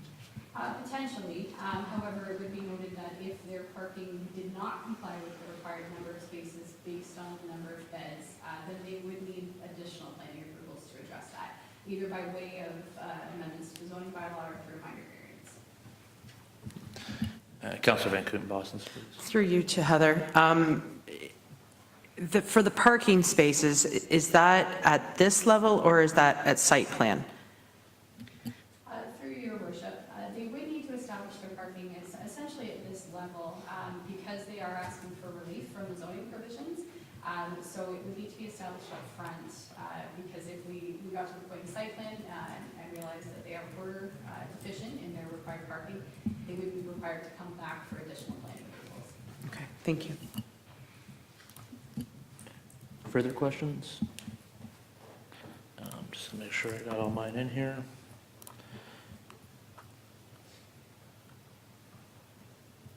so. So if there are no further comments or questions, then the public meeting for this application is concluded. Last call for everyone. Perfect. The application will now be scheduled to come before council at a subsequent meeting during which the planner's report and recommendation will be considered. I don't believe. So I will now, sorry, just 1 second here.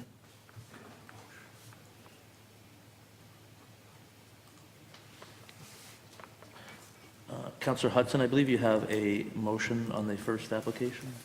Yes, thank you. Through you. Moved by myself, seconded by Councillor Van Kooten-Bosens, that the Council of the Corporation of the Town of Ingersoll receive Planner's Report CP 2023-323 as information.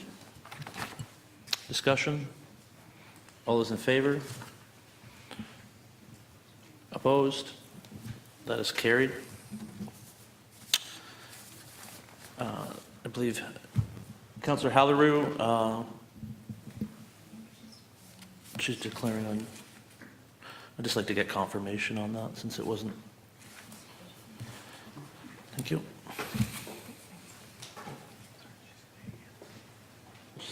Okay. So Councillor Hallerou has declared a conflict of interest on the second application as well. This is for clarification.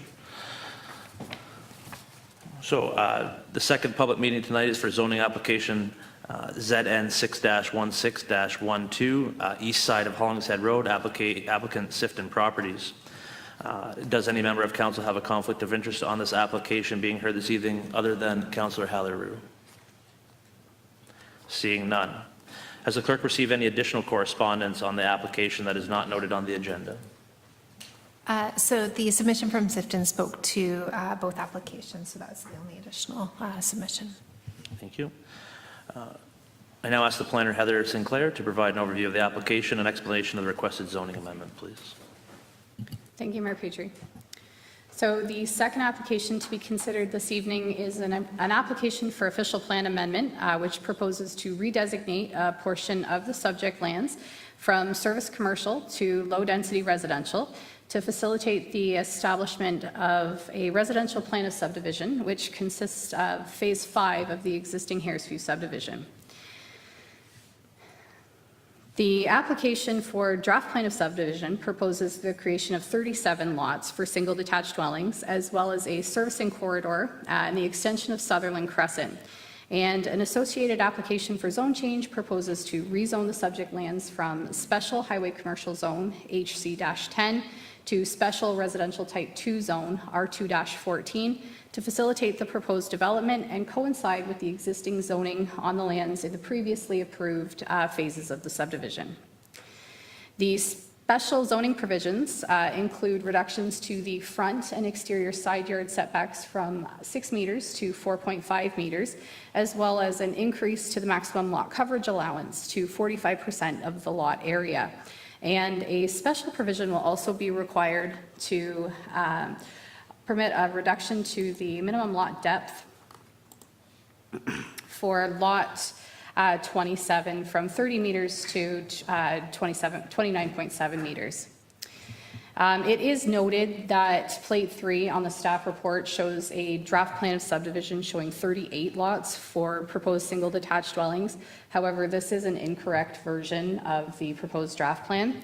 And instead, the proposal consists actually of 37 lots for single detached dwellings with increased frontages along Sutherland Crescent of 12.5 meters. The subject lands are located on the east side of Hollingshead Road, lying south of Montgomery Way, and are approximately 2 hectares or 5.1 acres in area and are currently vacant.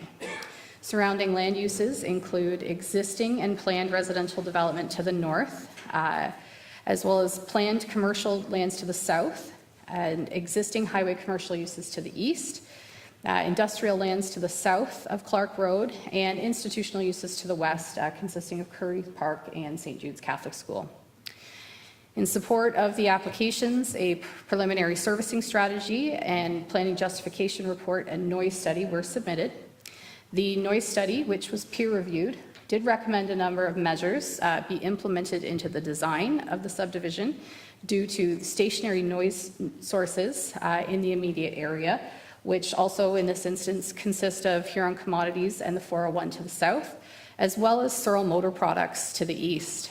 And these measures include lots 15 through 31 are to be designed as bungalows with only ground floor windows facing the industrial and commercial uses, and the establishment of a sound barrier along the south and east property boundary are to be provided.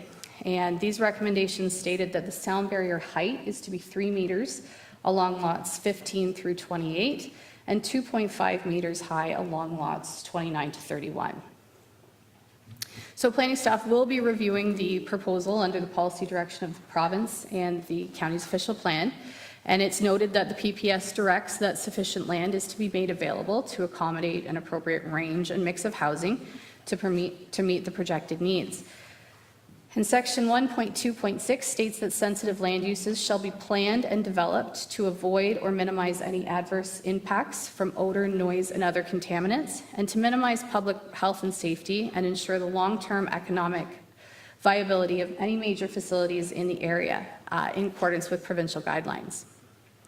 Further, the PPS notes that where avoidance is not possible, planning authorities shall protect the long-term viability of existing and planned industrial uses that are vulnerable to encroachment by ensuring that planning and development of proposed sensitive uses is only permitted if certain criteria can be met.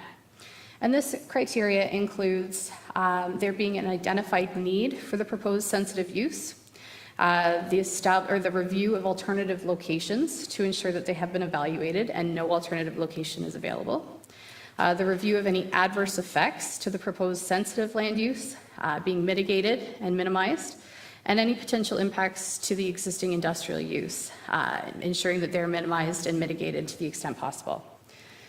The PPS also establishes policies which are intended to provide for a range of housing and densities to meet the required needs.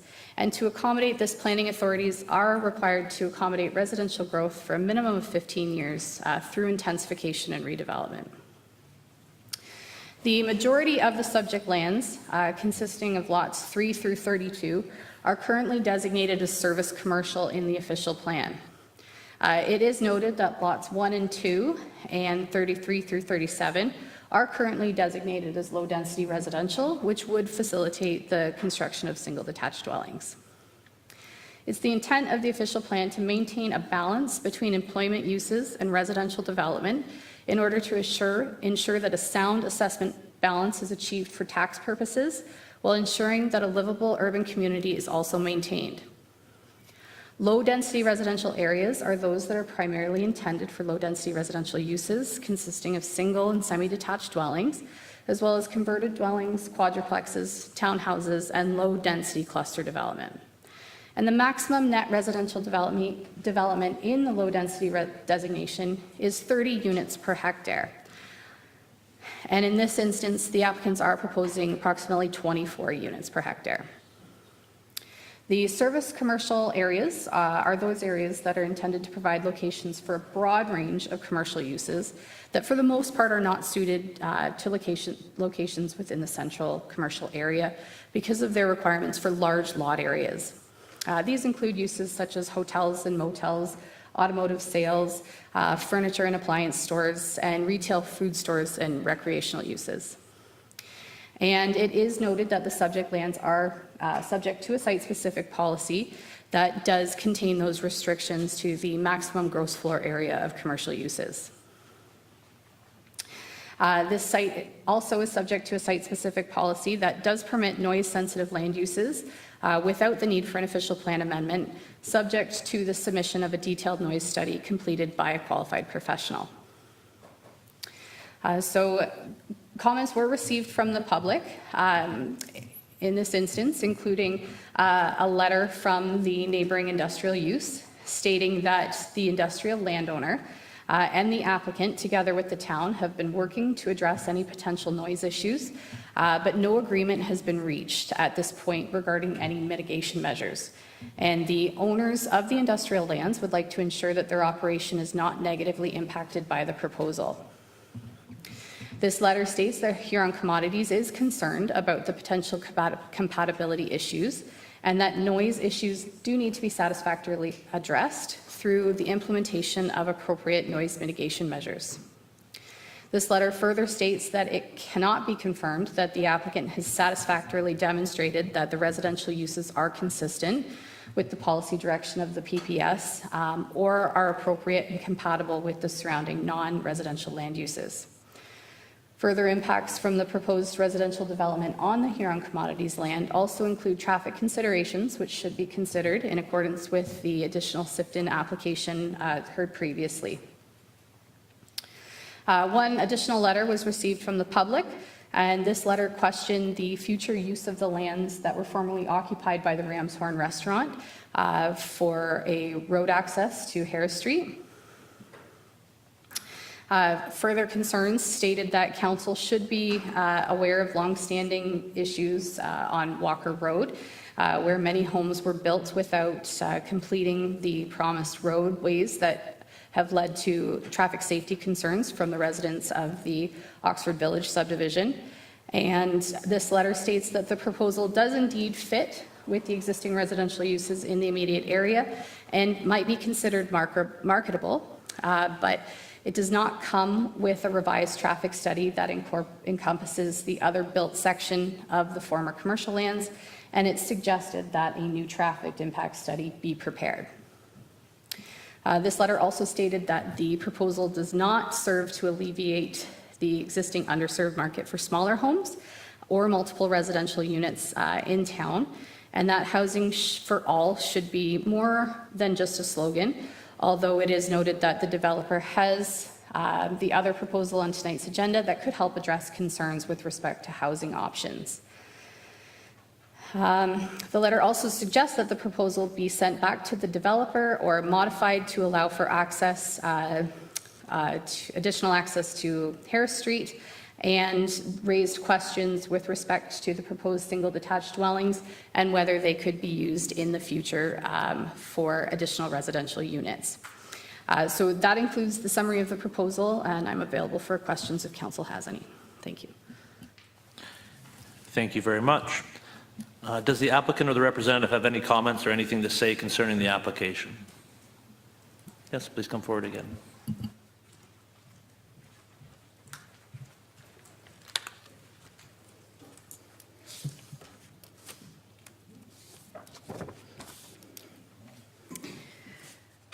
Good evening, Your Worship, and members of council. Thank you again for having me. I am again Lindsay Clark, Planning Manager with Sifton Properties Limited.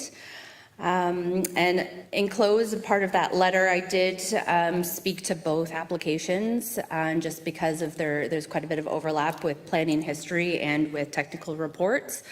So I did enclose them together, so I apologize. I'll try not to duplicate some of my comments here to the best of my ability.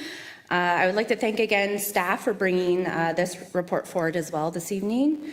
So with regards to this property, it is considered our phase 5 in our Harris View subdivision, which is the natural extension of the existing phase 4, which has already been provided on the previous slides here. We are proposing 37 lots, and as indicated, the draft plan that was provided here in the slides was a previous version, and the new version has been circulated to staff for the 37 lots. Excuse me. And then just to provide a little bit of history on this one as well. So the original application for the OPA, ZBA, and the draft plan of subdivision was submitted to the County of Oxford on December 22nd, 2016. After reviewed by staff, revisions of the submission were required prior to complete application, and the revised submission was made on February 27, 2017. Excuse me. Complete application was issued in August 21st, 2017. Since receipt of the complete application, Sifton has worked diligently with staff, again for approximately 7 years, to bring forward this application to council this evening. There is significant delay that has occurred due to the existing stationary noise, which we have already mentioned in terms of Huron grain processing. The proposed applications were to obtain residential designation and zoning to permit the draft plan of subdivision previously for only 19 lots. So as we have before you today, it's for 37. And then as noted, we did have a red line revised plan that was submitted to the county on June 10th, 2022, and that is the one that wasn't reflective of the presentation this evening. And then in terms of Phase 5, so it is currently designated in the official plan as service commercial on a portion, and then we also have residential or low-density residential on a few of the lots. It's also Zone HC10 Highway Commercial, which provides a broad range of permitted commercial uses. And then including, and it's also noted that on the remaining portion of the property that's on the east side of Hollingshead and north side of Clark, that is remaining as commercial lands there. So we are providing for future commercial within this neighborhood, and providing more residential land uses will help service and support those future commercial needs in the community. And also, as mentioned earlier, regarding the parking on the adjacent application, and this also will help facilitate in terms of having the commercial adjacent to the properties, their walkability to the future commercial. Again, residential is dependent upon commercial and vice versa. So that is where we're able to help accommodate bringing commercial to the site, is having more residential land uses in the neighborhood. So with regards to this application as well, it did go to the Ontario Municipal Board at the same time as the other application. So that's why I've kind of included the information in the same letter, because it kind of is following similar timelines as well. So it did go to the OMB in 2011 as well, and was converting from residential to commercial. And now we're trying to add some residential back, again, with regards to the changes in the market and the need right now for housing.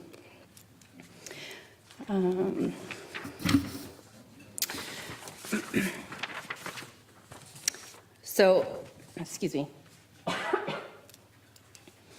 Just to, I guess, provide a little bit more background in terms of the noise compatibility studies that we've done. We have been working closely with the peer review Jade Acoustics, as well as HGC, who represents Huron, and ourselves, we have Valcoustic. So we have three very technical and capable noise consultants that have been working diligently to come up with a solution to be able to ensure that the industrial lands maintain their existing level of production, as well as being able to bring a little bit more residential to this neighborhood. And if we weren't able to proceed with residential, at this time, the lands would continue to sit as is and not be developed upon. So we're looking for the opportunity to bring residential again to provide that need of housing to the community, not only Ingersoll, but Ontario as a whole. And then with respects to what is proposed, so there was two different options in terms of solutions to meet the Class 1 requirements. Again, it's either at source, which means it's on Huron commodities, or on site, which is on Sifton properties. So there's two different separate solutions. And then in terms of this application before you, so Sifton has vetted several solutions for noise reduction related to the new noise-sensitive land uses being residential. And the one solution is to have, as mentioned, the noise barrier and reduction in housing heights. And that would be in terms of bungalow, location of windows, and that can still accommodate the Class 1 requirements that is needed to be able to proceed with residential development. So at source requirements on Huron is not a requirement to be able to proceed with residential. And then again, there is the mention of us not adhering to the PPS and county OP policies, which I don't think the planning consultant was able to have time to appropriately evaluate. So in terms of that, again, I will note that we did receive a complete application and have concluded that our submission meets the policy requirements under both the PPS and county OP policies. Let me just see here, just making sure I'm not repeating myself. Again, through, I guess, because it broadly encompasses both properties, that they've both been ongoing in terms of the 7 years of, the planning approvals that haven't moved forward on this property. And we're trying to move it forward, and we have done a significant amount of due diligence here to be able to do so. And Sifton wants to advance with our developments. We want to move forward with providing 37 single detached dwellings, as well as high-density dwellings to bring forward to the residents that could be existing or future within the town. We're eager to proceed. And again, we are looking before you, prior to the recommendation that is brought forward, hopefully in December. I should have noted that in the previous one, but Sifton would request that Phase 5 also proceed for approval, and I am available for any questions that you may have. Thank you. Thank you. I will now open this meeting to public comments from the public. This portion of the meeting provides the opportunity for individuals to speak to the application and have their comments considered by the planner and council before the report and recommendation on the requested zoning amendment is brought forward at a subsequent meeting. Any person from the audience who wishes to provide comments in support or opposition of the application may do so by coming forward to the lectern, stating their name and address for the public record. Do we have anybody virtually attending? Do we have anybody attending virtually? No? Okay, perfect. Oh, Harry, yep. I will start with the virtual attendant. Harry, would you have any comments that you would like to make? Yes, thank you, Your Worship, again, and members of council. And again, it's Harry Frusios representing the Huron Grain Processing. With this application, as was correctly noted by the applicant, we have not had the opportunity to review the information yet. We just received information in this application late Friday afternoon, so we haven't had the time to properly review the information, but we will do so very quickly and get back to you with any comments. But we appreciate the fact that that Sifton has taken a long time to get these lands developed, as with the other application. We just want to ensure that our client's operation has been mitigated properly. It's an existing application. It's there legally, and there are policies in place to make sure that its operation continues, that there are no impacts based on sensitive land uses. So obviously, we're willing to work with the applicant to make sure that our client's needs are addressed and to be able to say to you that, yes, we can proceed. But until that happens, we still need to review some information to make sure that our client's needs are met in terms of any mitigation that's required, and to confirm that if the noise report that's been completed suggests a certain approach, that we can confirm either way that it's acceptable or not. So other than that, no, I have nothing to add, Your Worship, other than to answer any questions you may have of us at this time. Thank you. Thank you. Does anybody from the audience wish to speak to the application? I'll ask again. Seeing none, members of council now have the opportunity to ask any questions about the application. However, they may not offer any comments at this time. Questions of council. Councillor Hughes, please. Thank you. I have a couple of questions here. The first one is with the agreement between the two groups, the feed group, and I apologize, Huron Feed, and Sifton, how come you haven't come to an agreement on any noise issues that you've obviously been working on for a number of years? Whoever would like to answer. If you could come to the lectern in, just the way we can make sure it's recorded. Yeah, no problem. So from Sifton's perspective, I think we're at maybe a different end of the spectrum. There are, like I said, two solutions to being able to ensure that there isn't impacts to the future residential lands from the existing operation. So the two options is, like I had mentioned, it's hard to explain without having visuals. I'm a visual person. So, but Huron, The way that it's written in the policies for the environmental, let me, hang on, I've got the actual terminology, so I have it correct for you guys, so I just, bear with me for 1 second here. It is enclosed in my letter, just as reference, so. So yeah, in terms of the environmental noise guideline for stationary noise and transportation sources, so that's what we use as our guiding requirements, and that's what Val Acoustics use and HGC uses as well when they're reviewing, as well as JADE that represents the town and county. So those clauses acknowledge in there that you can actually do either noise-sensitive land use can be on-site or at source. So it can be controlled, or the mitigation measures can be utilized in one or the other. However, it then goes on to say the preferred and normally the most economical and practical option is to implement noise control measures at the source.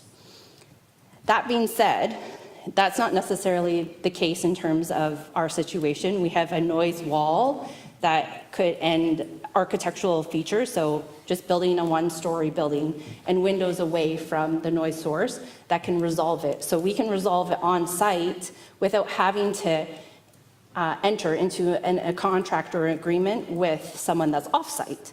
So from our perspective, to be able to move forward with our site, it's more economically feasible for us to actually do it on-site as opposed to on-source, or at source, excuse me, on Huron's property.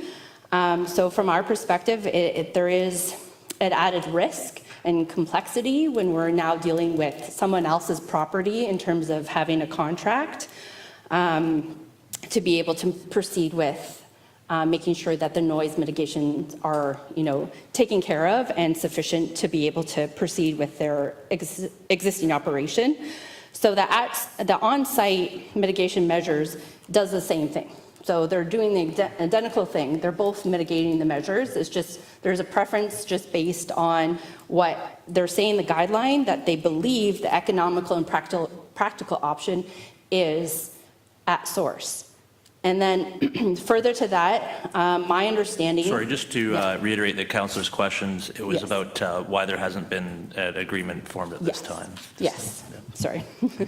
So I guess in terms of that, from our perspective, there is 90%, from my understanding, of requirements for at source actually end up on site. So they don't actually engage into that contract, from my understanding, whenever there is a new noise-sensitive land use.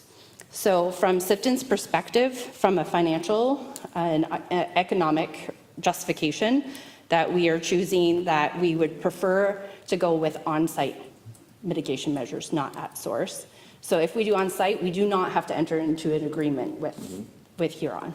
So that's, I guess, to answer your question, long story short, but if you have any further questions or follow-up, please let me know. Thank you. Harry, would you like to add something to that, please? Yeah, if I may, Your Worship, through you, and just listening to the response from the client, I mean, I'm not sure I agree with that sentiment, because at the end of the day, you still have to address a policy that protects our clients' lands from sensitive land uses. So to say that on-site mitigation doesn't require an agreement, that may be correct, but we still have to be comfortable that they've addressed the policy through on-site mitigation as opposed to out at source. So again, we just want to make sure that the information, and we were privy to this most recent information for either application, and that's why we need our noise consultant to review it carefully and to ask the proper questions of the municipality and of the peer reviewer to make sure that we're all in agreement as to the approach, whether it's on site or some arrangement of both. Again, that's our position here. When we say we haven't reached an agreement, that just means we haven't agreed on the approach. Not that there needs to be a formal agreement signed. We just need to confirm that, in our opinion at least, and then again, you're going to be the approval authority at some point, but we just have to assure ourselves through our noise consultant that the operations of our client have been adequately protected from this application. Thank you. Thank you. Further questions?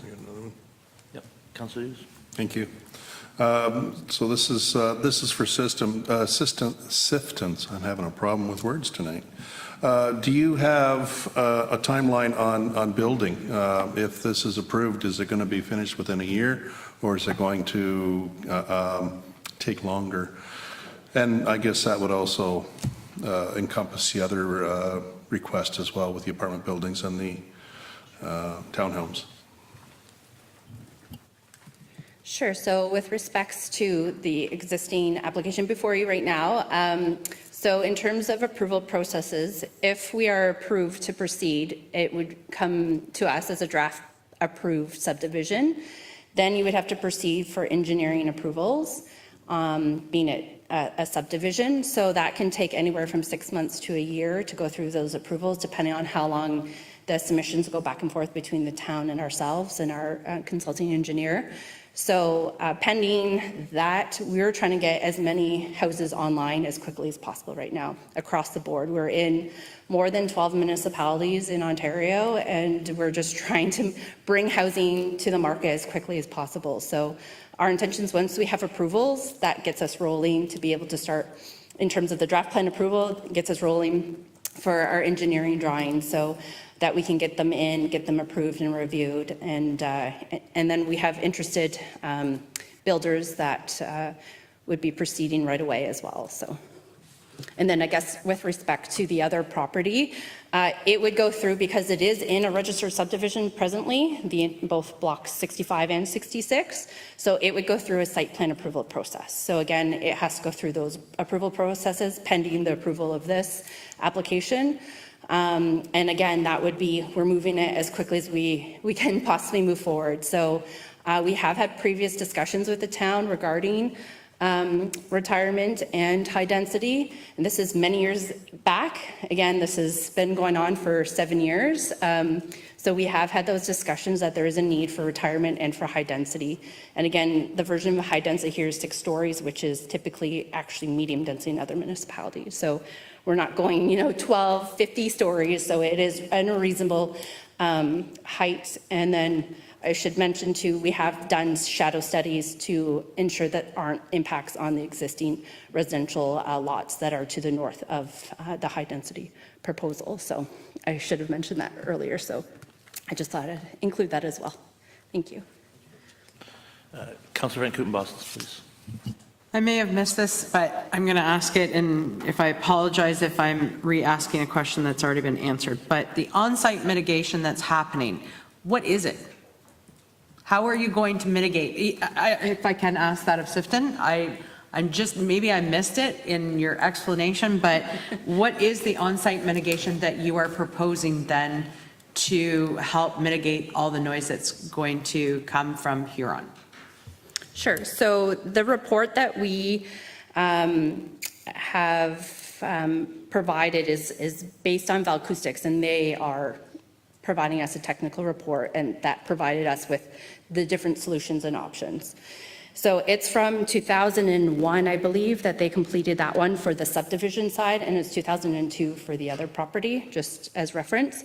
So what we are doing, and I probably provide too much information and got lost in the details, but it is a noise wall, so a noise barrier, 3 meters that would span across the lots that are on the north side, I guess, of the remaining commercial lands there.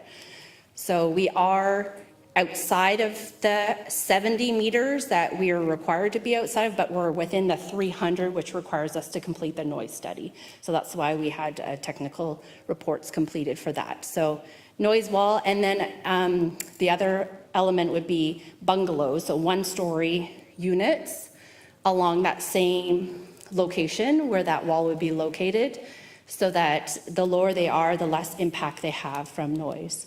And then the windows also would be away from that area. So the windows would be more at the front of the building as opposed to the rear. Like there'd still be windows, but it'd only be to like closets, washrooms, not noise sensitive rooms. So a noise sensitive room would be your kitchen, living room, bedroom. And then the non-noise sensitive would be, like I said, hallways, bathrooms, and closets, etc. So I don't know if that provides you enough clarity. Yeah, no problem.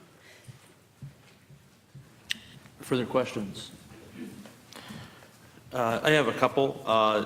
What is the typical buffer area away from commercial development to residential? To clarify, are you looking for the buffer from commercial development or industrial? From a commercial. Well, it depends. So the noise guidelines from the province that Lindsay had referenced earlier classify different land uses into different categories. And depending on the different category, it basically results in a different setback. So the land use for the commercial property that Sifton owns adjacent to Clark Road has not yet been evaluated because we don't have a specific commercial use there yet. But the noise study did evaluate the Huron Commodities development as well as the Searles Motor Products and additional land uses along Harris Street. So the main issue is from Huron Commodities. When it's operating at its full capacity, it's considered a Class 3 industrial use. And it was determined that anything within 300 meters of that property required the noise study, and no development is permitted within 70 meters of that property. This phase of the subdivision is inside the 300-meter buffer, but it is well outside the 70-meter requirement. Okay. So follow up on that. So if the subdivision, the proposal is approved as presented, is it possible that it would sterilize some of the remaining commercial land from development? We have had that discussion with the noise consultants, and it's unlikely, given the proposed on-site mitigation measures that we're contemplating today, including the noise wall and the development of those lots for bungalow detached dwellings. So they're fairly satisfied that it's unlikely that that will be the case. Okay. As part of the town's planning documents, is there a commercial lands needs evaluation been done in regards to the needed highway commercial lands? And if this application was approved, would there still be adequate lands available? Yes, so a market impact analysis was done to direct the establishment of the commercial designation. Unfortunately, I'm not sure what year that was done in. And basically, it put a cap on the gross floor area allowances for commercial development on the lands to the south. So there is sufficient land to accommodate, or there is sufficient area to accommodate those maximum gross floor areas within the existing commercial development, and taking into account redesignating this area to residential. Sorry, to clarify, I meant generally in the town, we have different land use needs, but as we go through a secondary plan process, we're evaluating our industrial and different land type uses. Is this, and again, it may not have the information today, but it's just more of, I don't know how close we are to what we need for the amount of commercial land for the town in the future, and I just don't want to, I want to ensure that we're not reducing that land needs if it's needed in the future for commercial development for that portion. Yeah, we'll have to look into that as we look through the application to respond to that. I have a further question about being that these lands were originally zoned for commercial, they are zoned for commercial purposes. That carries a higher tax rate than residential, and so I'm worried from a tax perspective of losing tax dollars that were originally planned for through development. I'm wondering if the applicant would be open to a higher density form in the area rather than single low density or single family lots to try to mitigate that loss. So we haven't contemplated anything higher in that location, just for the way the configuration, how Phase 4 was completed. It's a natural extension for Phase 5 for the proposed 37 single-family lots. However, that being said, we are proposing a higher density on the adjacent lands that would bring in additional tax revenue from that property. So having 120 units in the 2 6-story apartment buildings, that wasn't previously contemplated because it was only up to 4 stories there, and a reduced density. In addition, we also have the 13 street fronting townhouses that we're proposing. So hopefully that would balance or offset that tax reduction there. And further to that, this was not part of the original subdivision agreement plan that was brought forward for the development of the area. When do the needs for, I'm sure it'll be evaluated, but the lands for recreational land needs or parkland come into effect for, will that be reevaluated during the application process? It certainly can be. I would probably want to have further discussion with town staff to determine what their requirements would be, and we can follow up with that. And just to clarify, you said it was 24 units per hectare? That's being proposed or that's permitted? No, I think it's 30 units permitted, but That's correct. So they're proposing approximately 24.1 units per hectare for this development.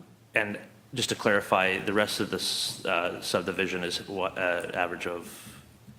I would have to review and follow Okay, up. perfect. Any further questions? If there's no further comments or questions, the public meeting for this application is concluded. Last call, anybody else on this one? Seeing none. The application will now be scheduled to come before council at a subsequent meeting during which the planner's report and recommendation will be considered.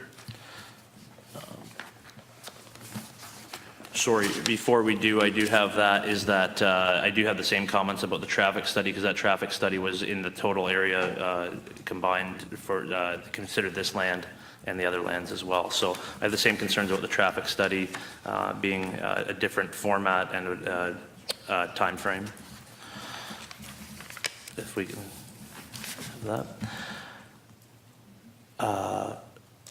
As a reminder, if any members of the audience wish to be notified of the decision of the Council of the Town of Ingersoll in respect of any zoning bylaw amendments, they must submit a written request to the Town Clerk, Danielle Richard at danielle.richard@ingersoll.ca. The Clerk must provide notice of Council's decision to all those who request a copy within 15 days after the day the bylaw is passed. Anyone may appeal the decision to the OLT by filing with the Clerk within 20 days of notice of decision. The notice of appeal must set out the objection to the bylaw and the reasons in support or of the objection accompanied by the required fee.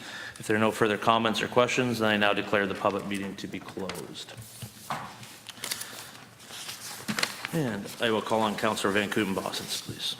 Thank you, Mr. Mayor. Moved by myself, seconded by Deputy Mayor Wilson, that the Council of the Corporation of the Town of Ingersoll receive Planner's Report CP 2023-324 as information. Discussion? All those in favor? Opposed? That is carried. Okay.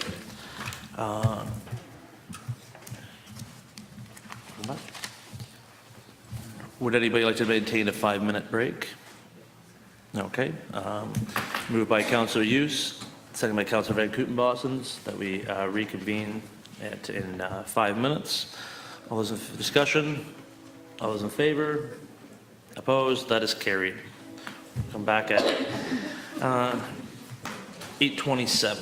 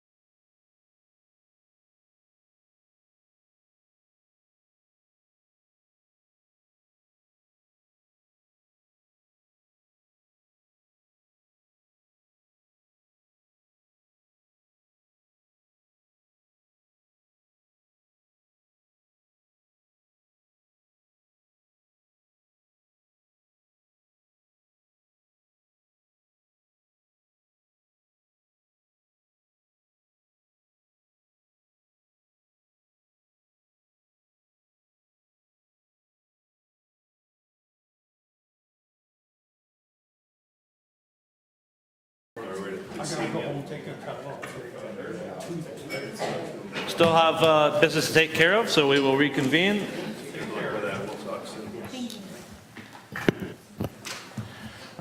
Thank you for our delegations, for being patient. I will now call upon David Cripps and Leanne Hopkins, our TVDSB trustees, please.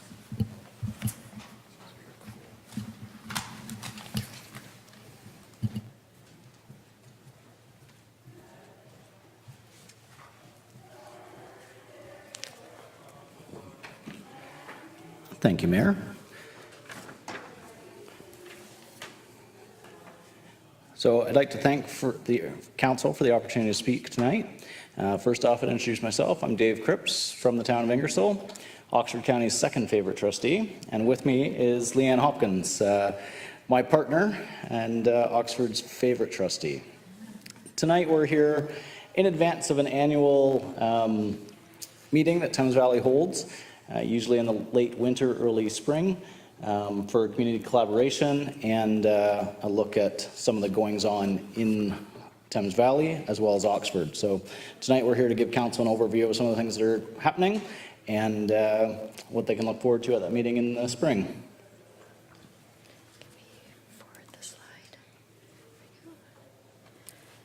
So if you can take a look at the screen in front of you, this is our agenda for tonight's presentation. We will begin with sharing some information about Thames Valley, how Thames Valley supports students, literacy and numeracy, our program opportunities available to students in Oxford and across the board, and some examples of the ways Thames Valley is collaborating with community organizations.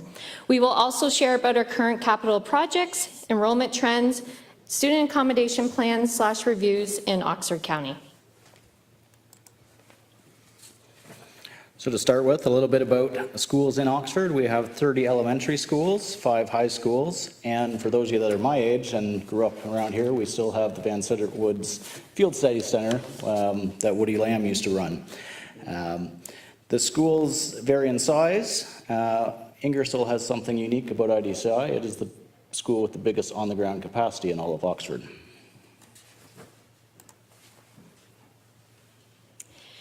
There is a renewed local and provincial focus on mathematics. Thames Valley is working on a mathematic achievement action plan. The plan will include further details about how schools will be responsible for reporting on a board-wide improvement efforts and results in mathematics, including math goals as part of a school improvement and equity plans. Thames Valley is also continuing to act on our commitment to implementing the recommendations from the Right to Read Inquiry Report. As a board, we will continue to embrace EQAO assessments. These assessments help us learn more about our students and how we as a district can support and guide student learning. EQAO is an evidence-based research-informed organization which is focused on empowering educators, parents, guardians, stakeholders, and public at large with the insights and information needed to support student learning and improve student outcomes. To support the ministry's new provincial priorities, the board's student achievement plan, the Ministry of Education will be requiring boards to use board-level data, including EQAO data to understand students' literacy and numeracy learning and achievement. The board has expansive program opportunities, and this is part of the reason we're here. We want to share this with our councillor counterparts as well as the greater community. So we still offer adults and continuing education, both in London and at Blossom Park. Thames Valley has partnered with Fanshawe and Western University to provide school within college university programs, which allows students the opportunity to experience a post-secondary environment as they work towards the completion of their Ontario Secondary School Diploma. Our aviation program, which I would encourage everybody to get a look at in Mount Com, is available to all of our students across the board, including those in Oxford. Students are bused regularly to a nearby airline hangar to work with aviation community partners through sorry Rick, I'm losing my tongue now. Super fancy learning. This program was just recently recognized as a high skills major program by the ministry. We also have an amazing H3 Environmental Leaders Project. It's a multi-credit opportunity for students currently in grade 9 who are interested in learning and leading outdoors through an environmental lens. The One World International Welcome Center in London introduces international students and newly arrived Canadians to Thames Valley and helps them begin the transition to school life in Canada. And finally, one of the areas I'm most proud of is Thames Valley offers over 70 specialist high skills majors programs throughout the district that provide industry mentorship through specific courses, industry standard certifications, and real-world experiences. And we have a number of them right here in Ingersoll at IDCI, but all of our students are able to engage in those at any school across the board. For your reference, here are our Oxford County SHSM options that are out there. Again, encourage the council to meet Miss Everett in Ingersoll at IDCI and reach out if you have any information. She'd be happy to share and happy to, I'm sure, give you a tour.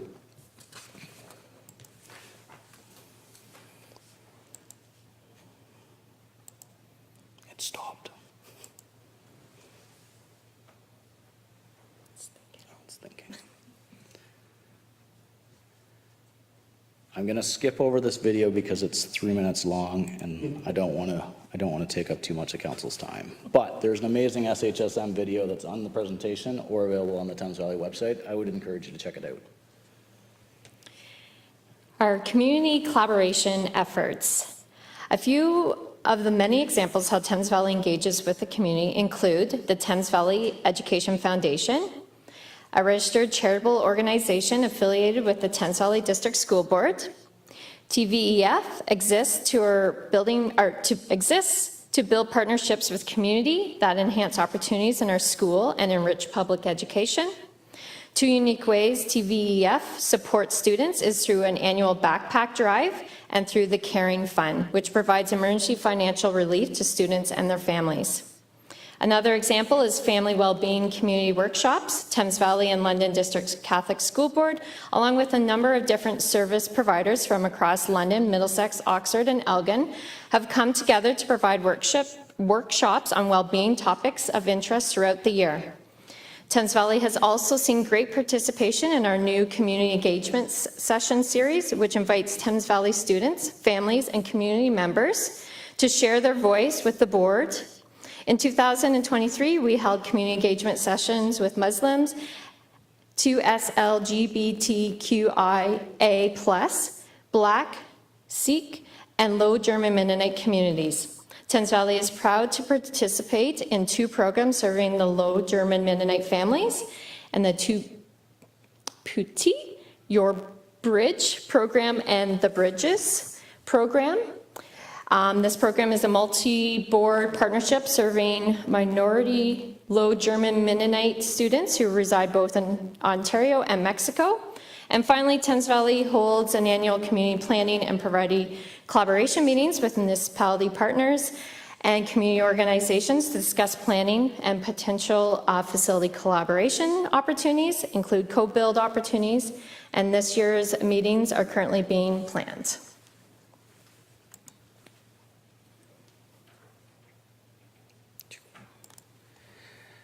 One thing that you likely would hear lots about are accommodations overview.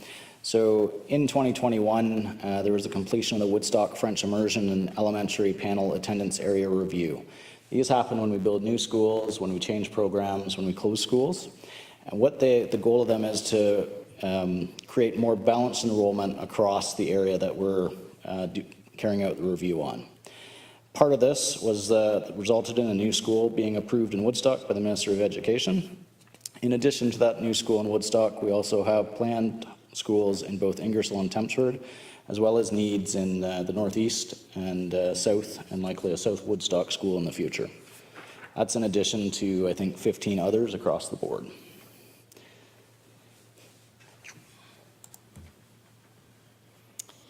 So to add to that, 110 projects are completed or underway in Oxford schools, over 23.5 million in tendered work, investments made or to be made versus provincial funding provided to Avon Maitland of 15 million. Notable projects to be noted are College Ave Secondary School rubberized track replacement, which is underway, College Ave Secondary School Library Learning Commons renovations that are also under the way here in Ingersoll at IDCI, The Learning Common renovations, which have completed, and Dave and I had the opportunity in the spring to visit, and it's a great space. Oliver Stephen Library Learning Commons renovations are also underway. Rock Carrier French Immersion Public School renovations are underway. We've also had several visits there, and that space is looking great for the students. Woodstock Collegiate Institute Auditorium is also receiving renovations, and Zora Highland, AJ Baker have also received ventilation and air quality improvements there, and Hickson, there's the plan for the weeping bed. So in addition to that, as I mentioned, the new North Woodstock School was approved, I think, last year. We expect the opening to be for September 2026. And a unique aspect of this capital project was that mid-project, the ministry actually allowed us to adjust the project plan to add, I think, 300 extra spaces because of the demand in North Woodstock. So it was great to see the minister and the ministry supportive of that change. In the past, what they've done is forced the board to follow through on an existing plan, which resulted often in opening schools with 10 to 12 portables on the ground. Certainly don't want to rush the presentation, but our bylaw allows for 10 minutes, and we're about 8 minutes. So. Okay, so we'll just draw your attention to this bar graph here. The black bars represent the on-ground capacity of each of those schools. So you can see why Woodstock will be under review, because a lot of the schools within that district are at ground capacity there. But you can see where other areas across Oxford that there is still room for potential growth. And in the secondary panel, you'll see that all of our schools across Oxford have significant capacity. There seems to be a lot of rumors that are circulating out there that the high schools are full, when that indeed is not yet the case, although enrollment is up significantly in the last 5 years.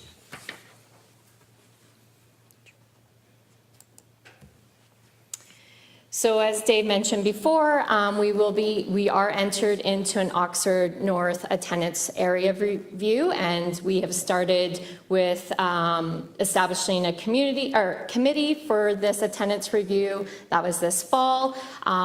We meet with the community, get feedback that those schools part of that review, also establish committees and meet to discuss the pros and cons of the proposed attendance review, and then that will be brought forth to us trustees in the spring of '24. And I think the rest of the presentation is just for information. So we've included a link to Bill 98, Better Schools and Student Outcomes Act. One of the key features of that is the ministry is looking for collaboration with municipalities, which again is part of the reason Leanne and I are here. And then I've included a list of common questions from Oxford constituents and some of the councillors across the county. If you guys find yourselves hitting on these, let Leanne and I know. We can certainly answer them, or be happy to answer them tonight. And the last one is just some more links to some of the more difficult to navigate pieces on our board website. Thank you very much. Thank you very much. Are there questions of the presentation? Councillor Van Boston's. Thank you for being here tonight. It's nice to see our trustees out and about, and I see lots of pictures, which is awesome. I'm glad to see you're out. I have a couple of questions, and I'm not expecting an answer tonight at some point, if nothing else, but where does TVDSB stand for playground equipment at our schools? I know Lori Hawkins they're talking about raising $100,000 for playground equipment, and we've been told, what I've been told is that TVDSB doesn't put any money into that. So my question would be, why? And how do we go about getting some funding from TVDSB for that? Thank you for the question. I can answer that one because, as you all know, playgrounds are near and dear to my heart. The ministry mandates not to fund playground equipment, so that's not a board decision.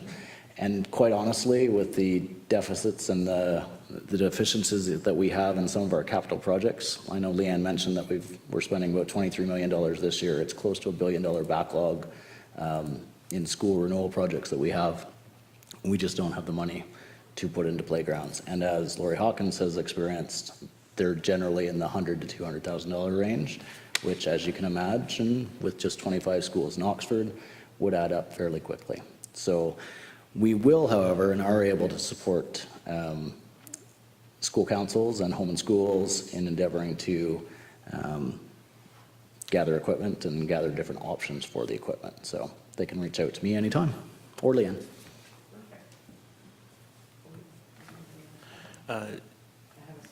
Yep, go ahead. So my second question would be then, and thank you for the answer to that, and I know that they are near and dear to your heart, so I will reach out further. Will Ingersoll end up going through an attendance review like the North Oxford Woodstock one is doing right now when, because we are in a proposed to receive a new school, so will we end up going through that same thing as well? Yes, so similar to what we're doing right now, every new school, there is the mandate to complete a attendance review, so that will be happening when that comes to approval. I have a question. So certainly, I'm sure you've seen that in our budget proposal that we are proposing to build a Merck site, and hopefully 2026 is in the budget for it. We'll review that. There's a lot of similarities in uses, and there's been a lot of discussion around the county about possible co-builds. And so I'll put the question out to you and for your board members is, would TVS, Thames Valley District School Board, it's easy to remember, be open to exploring a possible co-build with Ingersoll regarding a school and a multi-use recreation facility if things line up? Oh, it's a great question. Leanne and I can't speak for the board, but the board is very supportive of collaborative co-builds, as is our planning department. They'd be happy to start interacting as soon as possible. The risk that we run, or the challenge that we run, is the process for acquiring and building new schools is very prescriptive. So if we get to the point where they may line up, we'll need some significant support and collaboration to make sure the minister doesn't just pull the rug out from underneath the school just because it looks like we're not quite there yet. Excellent. Any further questions? Thank you very much. Thank you.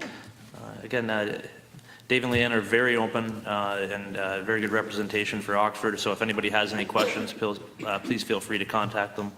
They're more than willing to answer questions. I will now call upon Mr. Lubson to provide a delegation on the Ingersoll Dog Park.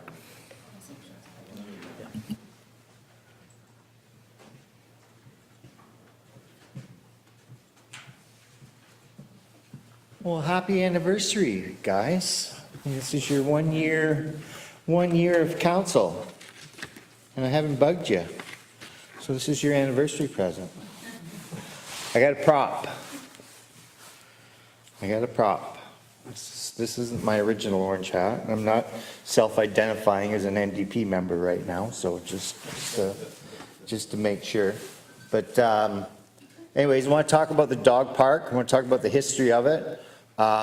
It's a long road. And I wrote. These guys have seen the numerous emails because I'm like emails. So I'll just start off. So I believe the first attempt at a dog park started in 2008, 2010. Wayne Daub and the Lions Club, $5,000 was set aside during that term of council. So these are the fifth term of council that have overlooked the dog park. That was under Mayor Hallborough. So we've had 3 mayors, 4 CAOs, and 2 community service directors. So we've had a lot of people with their hands and everything. 2013, the council of the day granted us Lawson Park, the current spot for it.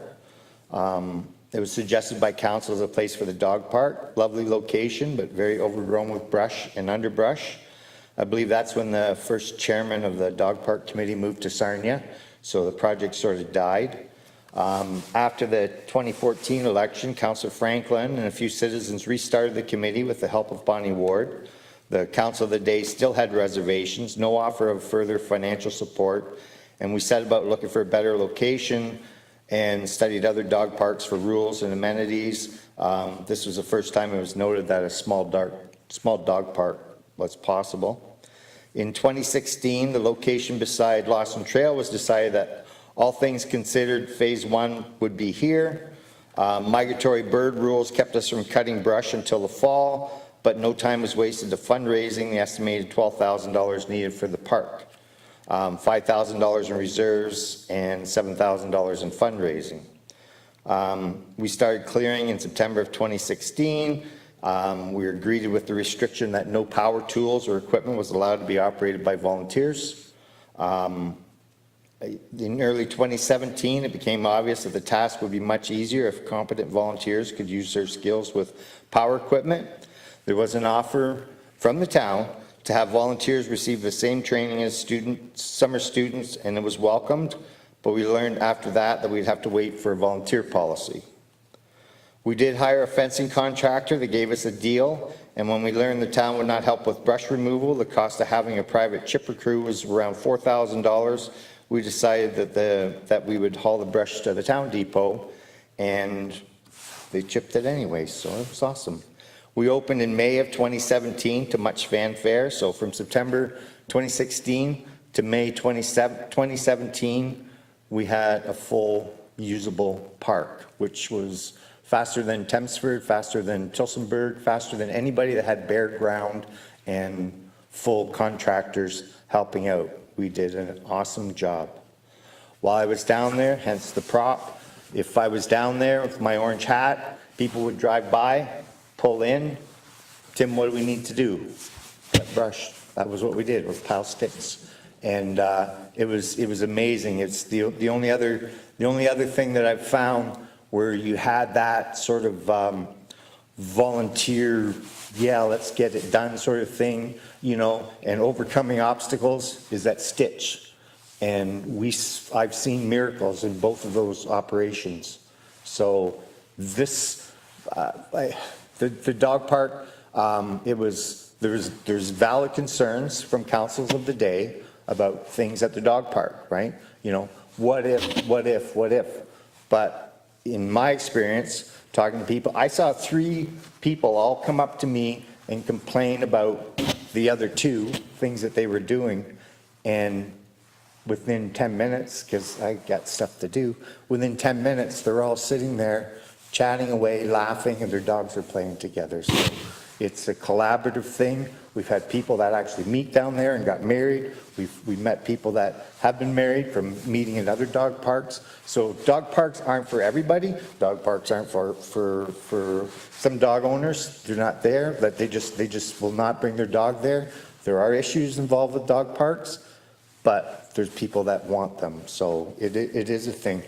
Remember reading when we were building this stuff that 1 in 3 households has a dog. So we have around 5,000 houses here, so what's that, 1,500 dogs? Something like that. 1,800 dogs, sorry, my math's not working right now. After the grand opening, the dog park became low on the priority list. Bonnie Ward was no longer in charge of parks and things became more complicated. We were challenged to look after dog poop rather than park staff. Getting the grass cut was an issue. Picnic tables, garbage containers were removed, so we had to do this stuff. Clearing more brush, trimming trees, spreading wood chips, still continued with volunteers. We overcome every obstacle. Traffic increased on the trail. It was a very popular park. I remember having one lady come and we didn't even have the fence posts up, and she said, is the dog park finished yet? And I says, no, they usually have fences. But he says, you can just continue down the trail here and you can go down by the river. And she says, we have a river? And I had to say, okay, how long have you lived here? It's just 2.5 years, but another issue. But if you're a straight ahead driver, you don't see our rivers, right? Because they're blocked by the bridges.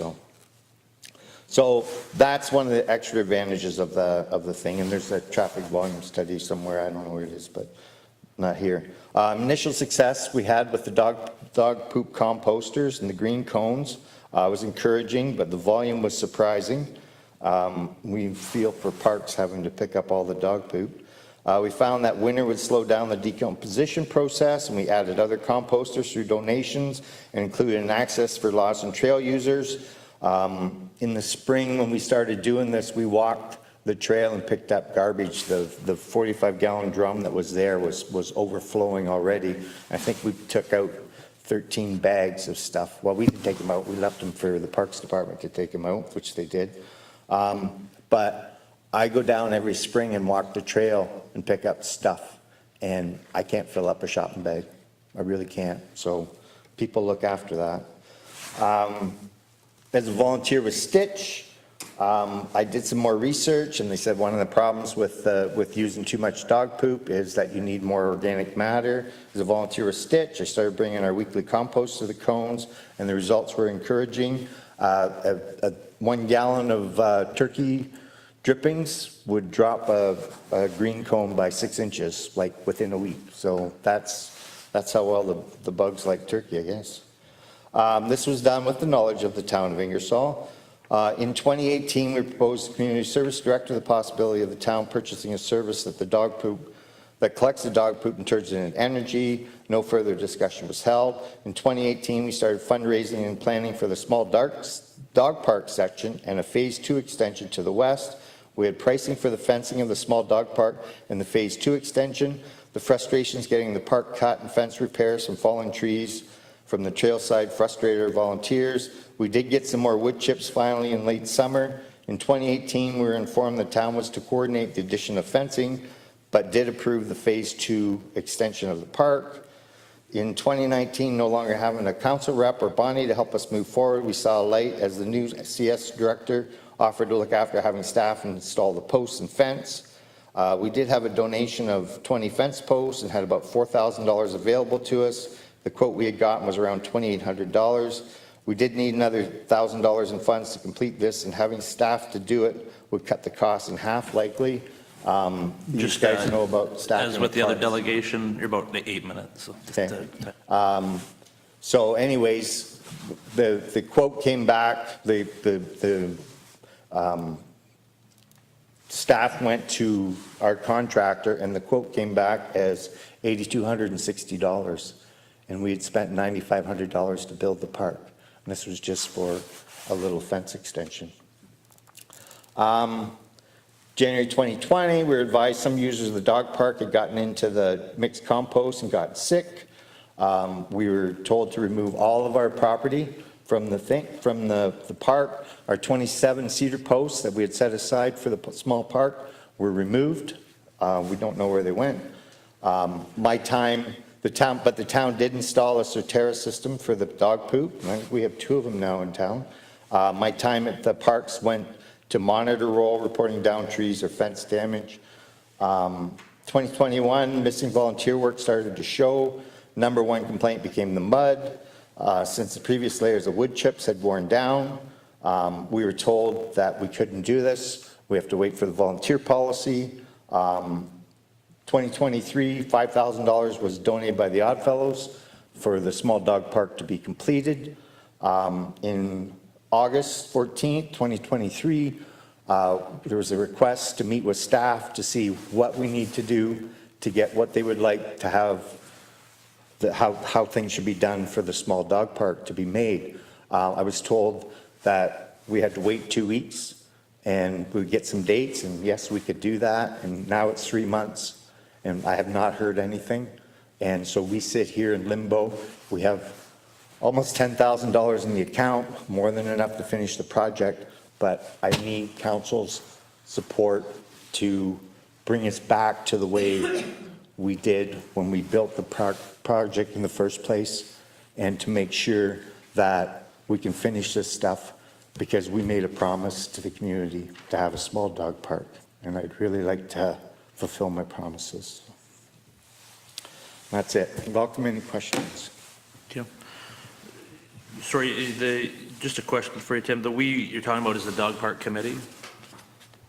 Well, I don't know whether we actually have them, but like basically the only person left. So As I say, I've never resigned. So as I say, if you were here representing, I didn't know if you're here representing yourself or the committee. I'm representing the dog park supporters, so. Okay.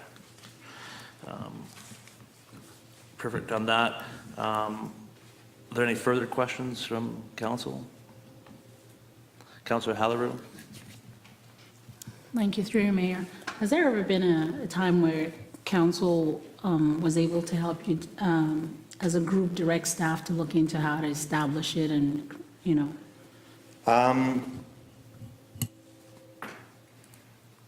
I would say probably not.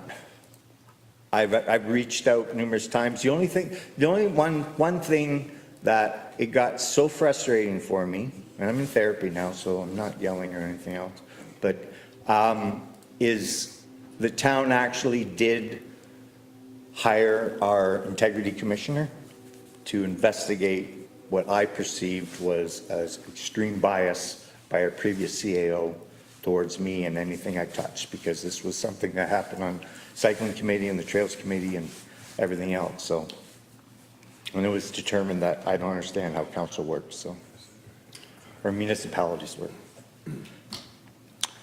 Any further questions? Deputy Mayor, please. Through the mayor to staff, I'm just curious what the current level of service gets us at the dog park. So maybe how often staff are going and what type of maintenance is happening based on our current budgeting. So through you to Deputy Mayor Wilson. So right now it's about once a month that the park gets completely trimmed, cleaned, done. They take wood chips in as necessary that they see when they're there performing the maintenance. But yeah, it's about once a month that they go in there, do the full maintenance of the park and identify anything that needs to be done. Just to clarify, they do a very good job of keeping everything clean, but we've not had any wood chips in probably 5 years now. And wood chips are very important. Okay. Again, I'm going to ask to clarify, when you say we, you mean? We, the dog park supporters, okay? But that's. Okay, I'm just trying to figure out. I don't know how to do it. I mean, the frustrations of dealing with the dog park and trying to get things advanced for the money that we've raised, the value we've returned to the town. There was a decided exit of people from our dog park committee that were not driven away by the work or anything else. They're driven away by the resistance and the lack of permissions to proceed. But just to clarify, there is no organized group at this point that you're representing here tonight. You're representing yourself tonight. I don't know why it matters, but no. Well, no, because from council, I'll say why it matters is because if we're hearing from a group of individuals that you're representative of, then that's a group of people. And if it's a personal, if you're bringing forward your personal wants and desires for the park, that's Committees usually have meetings, so I can't really say that we're having meetings. Committees usually have members of council do it. We haven't had those since 2017. Okay, so we do have supporters, okay? We have people that will volunteer to spread the wood chips if we ever get them, right? If we need to have a committee, I have people volunteering to come on a committee, but in all honesty, I could not ask somebody to be a member of a committee where they have the resistance to moving forward that we've experienced in the past. Okay. And just to clarify, the committee was But I've never part of resigned from the account. committee, so I'm a committee of one. So. But the committee was never a part of council, official council committee. It was an ad hoc committee of I don't know, Kyle can better explain it, but of council. So we could proceed with stuff, as long as Kyle was okay with it. We didn't have to go into council or whatever it was. So we had quite a bit of things. And you know, it's been good. I've sent emails to Kyle and I can't remember his name now, the head of parks, or the parks manager, and say, hey, you got a tree here that's about to fall down, and it's cut in a day. So as far as And, you know, we've got Public Works has volunteered, as Councillor Van Kooten-Boston's can attest. Public Works, tell them how much you want and where you want it, and it'll be there. The difficulty becomes, in the risk-averse administration, is to be able to allow volunteers to use rakes and actually even bring a rake to the park and a wheelbarrow to spread the chips. So, but there was a clarification from the CAO that it could happen, but it's, I don't know how it works out, so. So just to clarify, we do have a volunteer policy. How many people have applied for the volunteer position? No one as of yet, and I would also like to clarify the volunteer policy was designed in conjunction with risk managers that showed us what we needed to do, and as council is well aware, risk for municipalities, because the joint and several liability raises every year. So we do, and I've worked in municipal government for 30 years. The rules are certainly a lot more stringent now than they were 30 years ago, but that is because we're a lot more open to liability, and council is aware our insurance is going up by 16% this year. So whatever we can do to mitigate those costs is what is a responsible thing to do for our taxpayers. I don't disagree, but I would really like to see, you know, if we have to hire staff to do it, because the dog park was built on an old landfill, okay? The wood chips serve two purposes. One is to keep the mud down. The other one is to keep the glass and everything that comes up from the landfill from cutting the dog's things. So there is risk involved by not providing the wood chips. So whether, if the town wants to spread them, I mean, that's fine. If the town wants to deal completely with the small dog park, all I would really like to do, I promised a lady that took $20 out of her purse to donate towards the small dog park because she can't bring her dog to the big dog park or the big full one because she doesn't have the legs to chase the dog. So that's what she wants to do. She's probably dead, but there's other people out there, so. Further questions of the delegation? Councillor Hudson. Thank you, Mayor. Just wondering if maybe we could come up with a compromise, and I understand that you have frustrations. I can hear that in your voice. It sounds like it's been a long time in the works for you, and you've been putting a lot of heart into it, and I understand that. I hear that you're happy with how things are being maintained currently. Parks is doing a good job from what I hear you saying. I'm wondering if maybe we put a motion forward that park staff be directed to make the necessary repairs to the existing dog park fencing, and that staff bring back a report with quotes on the installation of an additional partition for the smaller dogs, similar to the appearance in the existing park, using the pre-existing reports with regarding to size and location, since I know that there had already been a quote put into place. But that's been a number of years ago, like you said. Wondering if we could have that back at the next council meeting.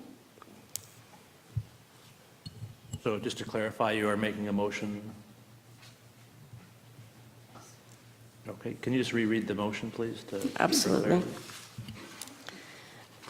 That park staff be directed to make the necessary repairs to the existing dog park fencing, that staff bring back a report with quotes on the installation of an additional partition for smaller dogs, similar in appearance to the existing park, using pre-existing reports regarding size and location to the next regular council meeting. Is there a seconder for the motion? Councillor Bowman. Discussion. Councillor Hughes. So just for clarification, is the fencing, existing fencing falling down, or is there issues with that? There's been trees that have fallen down they continue to fall down there. And there was one section that a large tree went in, and we had the town got a contractor come in to remove it, but fixing the fence wasn't part of his of the contract, so the fence was left open.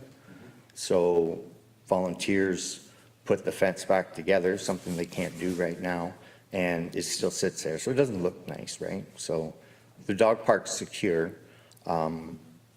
We do have, on the bottom of the fencing, there's, with the weed whippers, and you can only use weed whippers. You know, we don't want to put chemicals down there. They're not too friendly on that side of the fence, but until you start getting 4-inch dogs, then I think we're okay. But I would really like to see, I mean, it really doesn't matter to me who spreads the wood chips, but they are an integral part of that thing. So whether you can add it to a motion or whatever, I mean, it's not.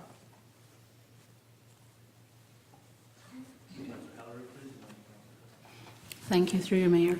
I'm very happy that someone's come up with a motion. I was thinking somewhat around the area, and I came up with my motion requesting that council direct staff to take a comprehensive look at how to establish the dog park with a policy on how to conduct its operations, so that we're waiting on staff to give us more feedback on how they think they can proceed, rather than maybe those specifics, because we don't know where we stand budget-wise and stuff.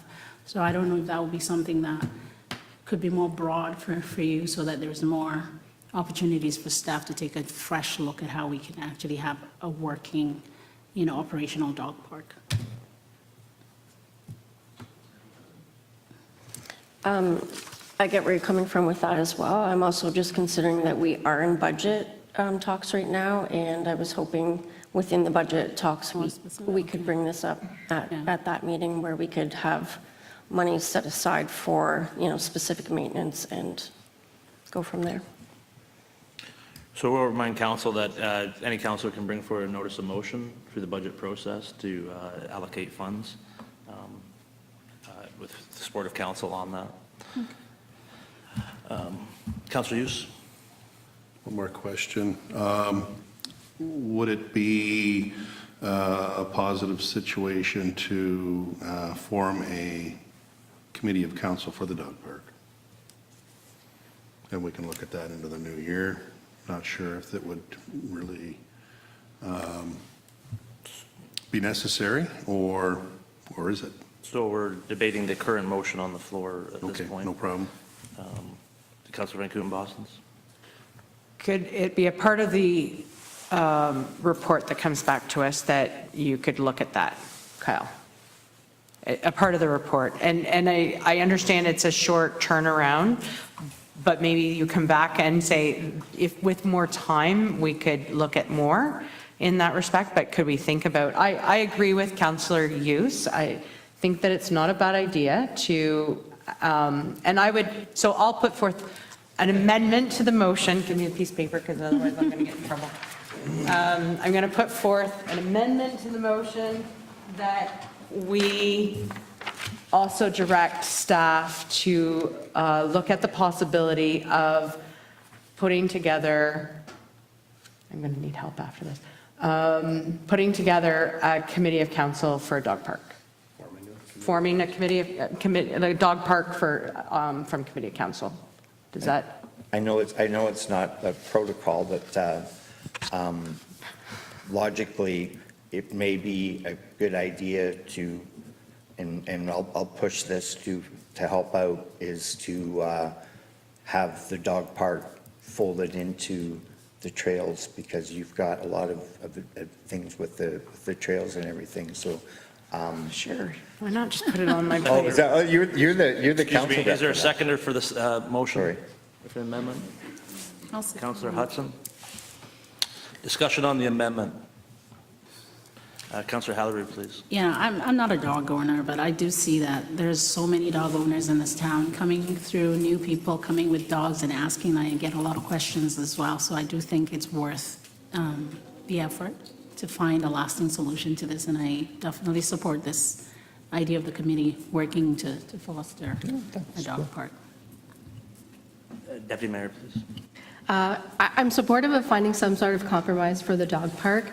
I don't know that I'm supportive of another committee, simply because it wasn't necessarily identified as a priority to look at the dog park, and now we're dedicating a significant amount of resources to an additional committee. So I think if we can find a compromise without adding that amount of workload, I would be more partial to that. You know, committees do take a lot of time, both for volunteers and for staff and all those kinds of things. So I'm not in favor of the amendment. I'm also not in favor of the amendment, as we don't have a proposed mandate. I think there's better ways or more efficient ways to poll the community on what they would like to see happen at town facilities. We have communications, we have the ability to get broader research and get feedback that can be formed into our operations. And therefore I wouldn't be in favor of the amendment. Okay, so I'm going to speak to this. I'm asking staff to look into this. I get that we don't want to form another committee, we don't have things set up, but I'm asking staff to look into this. I'm not sure that, okay, anyway, that's fine. Mr. Graves? Yeah, here's the comments, and I would voice some similar comments establishing another committee without a mandate, but I actually like the idea of potentially rolling it into the Trails Committee and having that encompassed in there. Trails Committee is already looking at other trails. This is an adjunct to the trails. That committee has a very strong mandate on what they're doing and some of their upgrades. They're also analyzing those trails from an asset management point of view, so that could be included in this. So staff can look into that as a part of that report, but I think the initial comments are going to be similar, or the final comments will be similar to the initial comments. Further discussion? All those in favor of the amendment? Opposed? Amendment passes. Now to debate, back to the amended motion. Further discussion on the amended motion.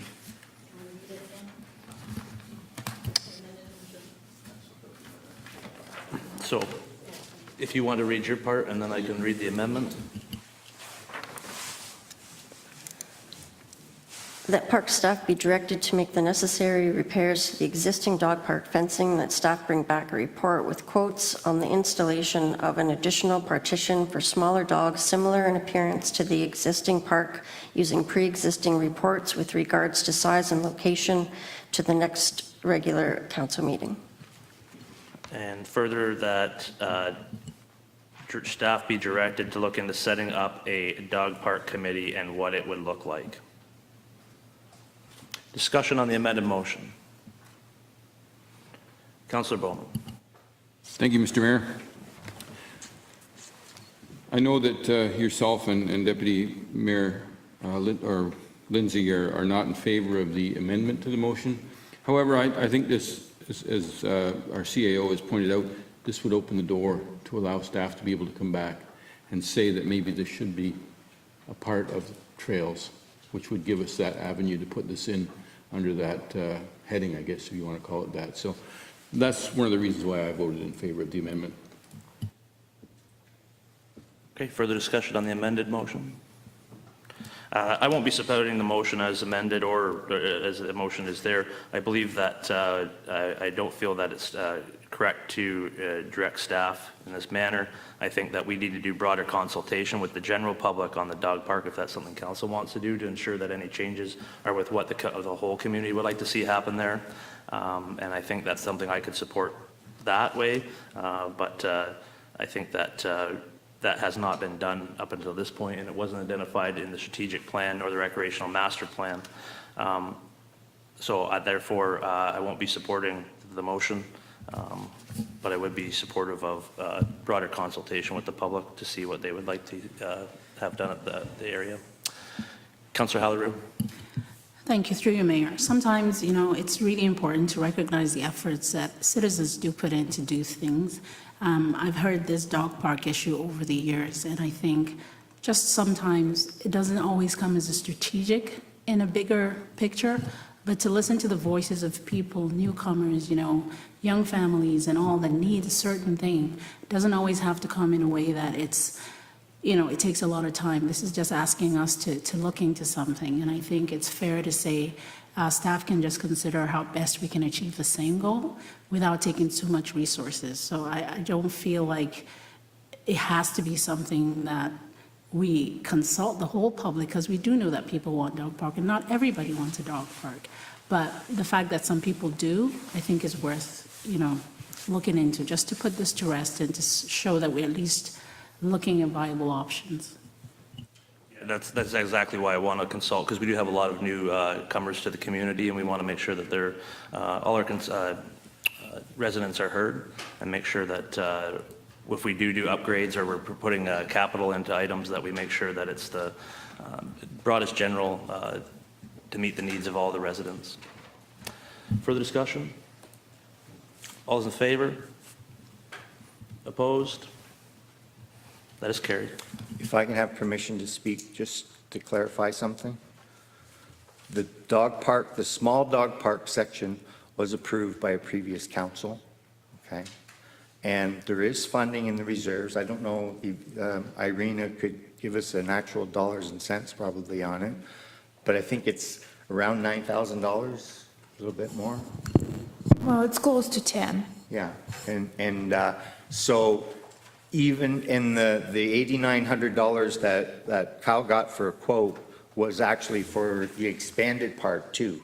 So all we're asking for, and I think in one of Kyle's emails, was that portion of the $8,900 was $1,800 to put the other fence in. So you're going to probably look at $3,000 or $4,000 with gold braided things. So it's not, I mean, it's probably not going to get done till the spring anyways, but please don't complicate it any more than it has been for the last 7-9 years. So, but I'm just going to leave it at that. Please, you guys can make the decision. So, Councillor Hudson, can you please have the resolution passed down so in the record?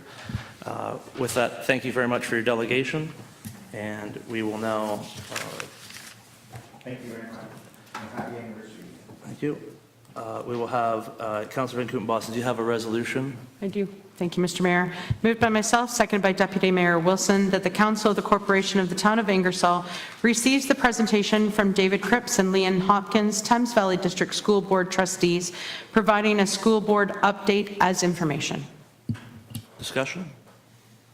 All those in favor? Opposed? That is carried. And Deputy Mayor Wilson, please.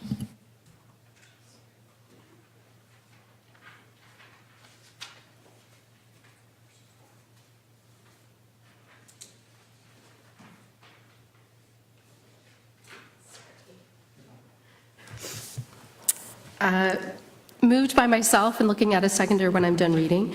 Whereas residents experiencing homelessness in the town of Ingersoll do not currently have access to... Just looking for the dog park for information. We will get there. I'm just so excited. I thought you were at the... Nope. There you go. That's it. Okay. Moved by myself, seconded by Councillor Bowman, that the Council of the Corporation of the Town of Ingersoll receive the delegation from Tim Lobson relating to the Ingersoll Dog Park as information. Discussion. All those in favor? Opposed? That is carried. We have done correspondence, and so we will now go to notice of motion. Deputy Mayor, you're ready. Okay. Moved by myself and looking for a seconder. Whereas residents experiencing homelessness in the town of Ingersoll do not currently have access to emergency, transitional, or supportive housing without leaving their community. Whereas the National Housing Strategy Act 4A recognized that the right to adequate housing is a fundamental human right affirmed in international law. Whereas all residents are rights holders under human rights law. Whereas homelessness encampments may threaten human rights, especially the right to housing. Whereas residents of encampments are claiming their rights to housing within a system that is underfunded by the provincial and federal government. Whereas all levels of government have human rights obligations. Whereas the Ontario Municipal Act permits that 11.1, a lower tier municipality and an upper tier municipality may provide any service or thing that the municipality considers necessary or desirable for the public, subject to the rules set out in subsection 4, 2016, C32 Schedule AS8.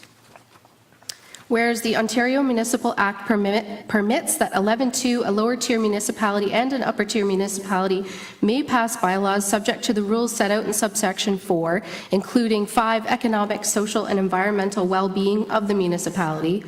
Whereas the Town of Ingersoll's strategic plan to 4, prioritize municipal and community cooperation includes the objective 4.1e to focus on addressing the challenges of homelessness. Whereas the potential actions identified in the strategic plan are important but cannot immediately address the challenges of encampment mitigation, safety, or closure protocols. Be it resolved that the Corporation of the Town of Ingersoll commits to a human rights-based approach to encampments informed by the 8 key principles as defined by the UN Special Rapporteur on the Right to Housing in a National Protocol for Homelessness Encampments in Canada, and that the Corporation of the Town of Ingersoll Council, senior management, fire services, and otherwise appropriate staff participate in Parks Encampment Outreach and its Response one-day workshop delivered by Ontario Parks Association or similar no later than January 31st, 2024, and that a minimum of $10,000 be allocated for the cost of such training with staff to advise where it is to be allocated in the 2024 budget, and that staff be directed to prepare a report to Council no later than March 2024, regular meeting of Council, and that such report shall include the following: identification and review of bylaws that may be relevant to encampments, if any, identification of a working group including their purpose and scope, recommended encampment mitigation, safety, and closure protocol, recommended annual budget for appropriate encampment sanitation needs, which compares the cost and staffing implications of internal cleanup with those of a third-party service, identify additional strategies that build capacity and resources for best practices and/or pilot projects that address homelessness, especially those that foster collaboration, and that the Council of the Corporation of the Town of Ingersoll commits that any encampment mitigation, safety, and closure policy adopted by Council must consider feedback from the Diversity and Inclusion Committee. Thank you very much. You must be glad that I stopped you early. Is there a seconder for the motion? Councillor Van Kooten-Bossens. Discussion. Sure. I think you deserve it after. I do want to start by thanking my peers who were open to the discussion and acknowledging that homelessness is a challenge. This council has done well to work together and find consensus on issues over the past year, and so I'm hopeful that consensus will move to a more difficult conversation like homelessness. And I do want to be clear that, because I had questions around why not just invest in housing if we're going to make this investment. And so for the record, the goal is obviously preventative as much as possible, but insofar as that we're in this situation, encampments will persist so long as we cannot provide adequate housing, which is the situation that we're in right now. So this was kind of at the core of the decision in Waterloo. When housing is not available, residents have the right to claim their housing elsewhere. And so that's where we stand. Despite that, we have our legal obligations to uphold human rights, which was the topic of discussion at an AMO conference, which really inspired the research behind the motion that I brought forward today. The special rapporteur that I referenced was a keynote speaker at the conference, and some of the principles in the document that she created were kind of the starting point for me in terms of the human rights-based approach. So that's my thought process, and I look forward to the discussion and building some consensus. Well, I want to say well done.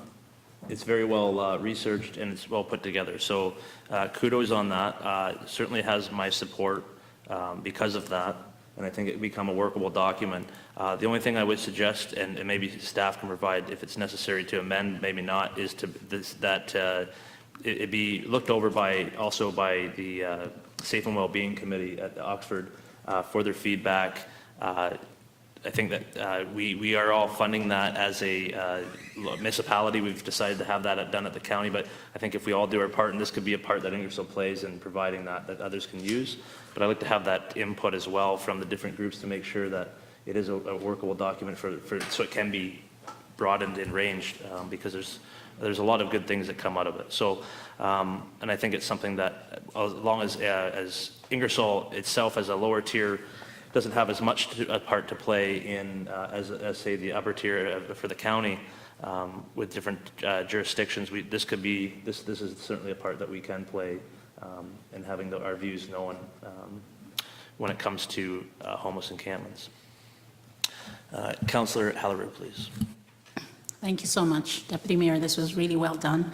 I'm just looking at a situation where, because we have in this motion a lower tier municipality and an upper tier municipality may pass bylaws. We often hear when we talk about accommodations or, intermediate or temporary housing, that we push back to the county. I know that the county is responsible for housing and for support for homeless, but I think this motion allows us as a municipality to do a little bit more than we would normally do, because I think the whole essence of bringing this forward is to see what we can do as a municipality rather than wait for what the county does. And I'm not sure if that's clear in how you perceive this motion. With the safe and well-being that you mentioned, I'm just wondering how you perceive it. I was looking at it more as something that we could take as a walking document for Ingersoll rather than for the county. So with the safe and well-being document, we are responsible at each lower tier municipality to have a safe and well-being plan. Oxford got together and said we can do this better if we work together at it, and so we all decided to have that done at the county level for our lower tier municipality. So I think if it's our plan that's coming through that, I think that it's good to have that feedback and to be able to provide a document or a policy such as this for others in that group to be able to use, adopt if if it fits their needs, or at least use as a template. It's going to be a little bit of work, but it's staff have been working on training and knowledge, seeking different knowledge out. So I think that that's where it becomes where the Safe and Wellbeing Committee comes in, is because we are funding it. It is a responsibility to have that plan. We've delegated that to one group. So if we can provide information and feedback from that, it's a useful exchange, I would say. Clerk, please. Sorry, and I just wanted to provide some further information. I apologize, Deputy Mayor Wilson, I didn't get a chance to speak to you on this, but I had spoken with Julie, who is the clerk representative on that steering committee, and they are really pushing for it to go to the Oxford Housing Action Collaborative as well. And so that's been their kind of recommendation at this point as well. So just to add them into the mix. Hughes. Thank you. Yes, very well done. Congratulations on a well-written notice of motion. My only concern would be timeline on a report back from staff. Is there any suggestion from staff that that's achievable, or should we look at a little bit more time? Not a year, but a bit more time, other than a quarter? Check my calendar. Yeah, I'm clear. No, I think that timeline is something that we can do, and so I appreciate that we're given some time to do this homework. It is a vast amount of work to put that together, but yeah, I think that's something we can do. It also fits in with our other, because we got a bunch of big policy issues still coming forward. You've got your, we've got our health action plan and our housing plan, our housing strategy, and our MERC plan yet to come forward yet this fall. January, so we'll do those and then this as well. Yep, go ahead. And just one more. So on the training, you're suggesting by the end of January. Again, is that achievable by staff to make that happen?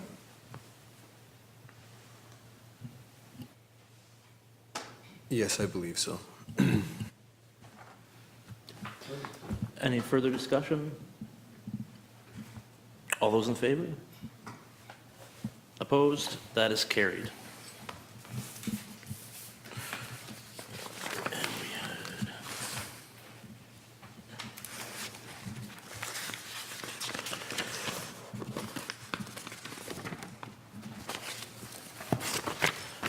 Okay, we will now do bylaws. Councillor Hudson, you have introduction of the bylaws, please. Yes, thank you, through you. Moved by myself, seconded by Councillor Van Kooten-Bossens, that the mover have leave to introduce and go into committee of the whole on the following bylaws. Number 1, Committee of Adjustment Appointment, Bylaw 23-5285. Number 2, confirmation bylaw, November 13th, 2023. Bylaw 23-5286. Council and Committee of the Whole, Mayor Petrie and the Chair. On motion, the bylaws are accepted as circulated. That constitutes the first and second reading of the bylaws. Thank you. Discussion? None. All those in favor? Opposed? That is carried. We're now in Committee of the Whole. Would anybody discuss any of the bylaws? Seeing none, Councillor Van Kootenbosens, please. Thank you, Mr. Mayor. Moved by myself, seconded by Deputy Mayor Wilson, that the committee do now rise out of Committee of the Whole. Discussion? All those in favor? Opposed? That is carried. And Deputy Mayor Wilson, please, third reading. Moved by myself, seconded by Councillor Bowman, that bylaws 23-5285 to 23-5286 be now read a third time, passed, signed, and sealed, and that this constitutes the third reading of the bylaws. All those in favor? Opposed? That is carried. Council will now go into closed session. Councillor Bowman, please. Thank you, Mr. Mayor. Moved by myself, Councillor Bowman, seconded by Councillor Hughes, that council do now go into closed session meeting at 9:34 p.m. pursuant to Section 239, subsection 2 of the Municipal Act 2001, as amended, to discuss the following matters. 1. Closed session minutes, October 30th, 2023. 2.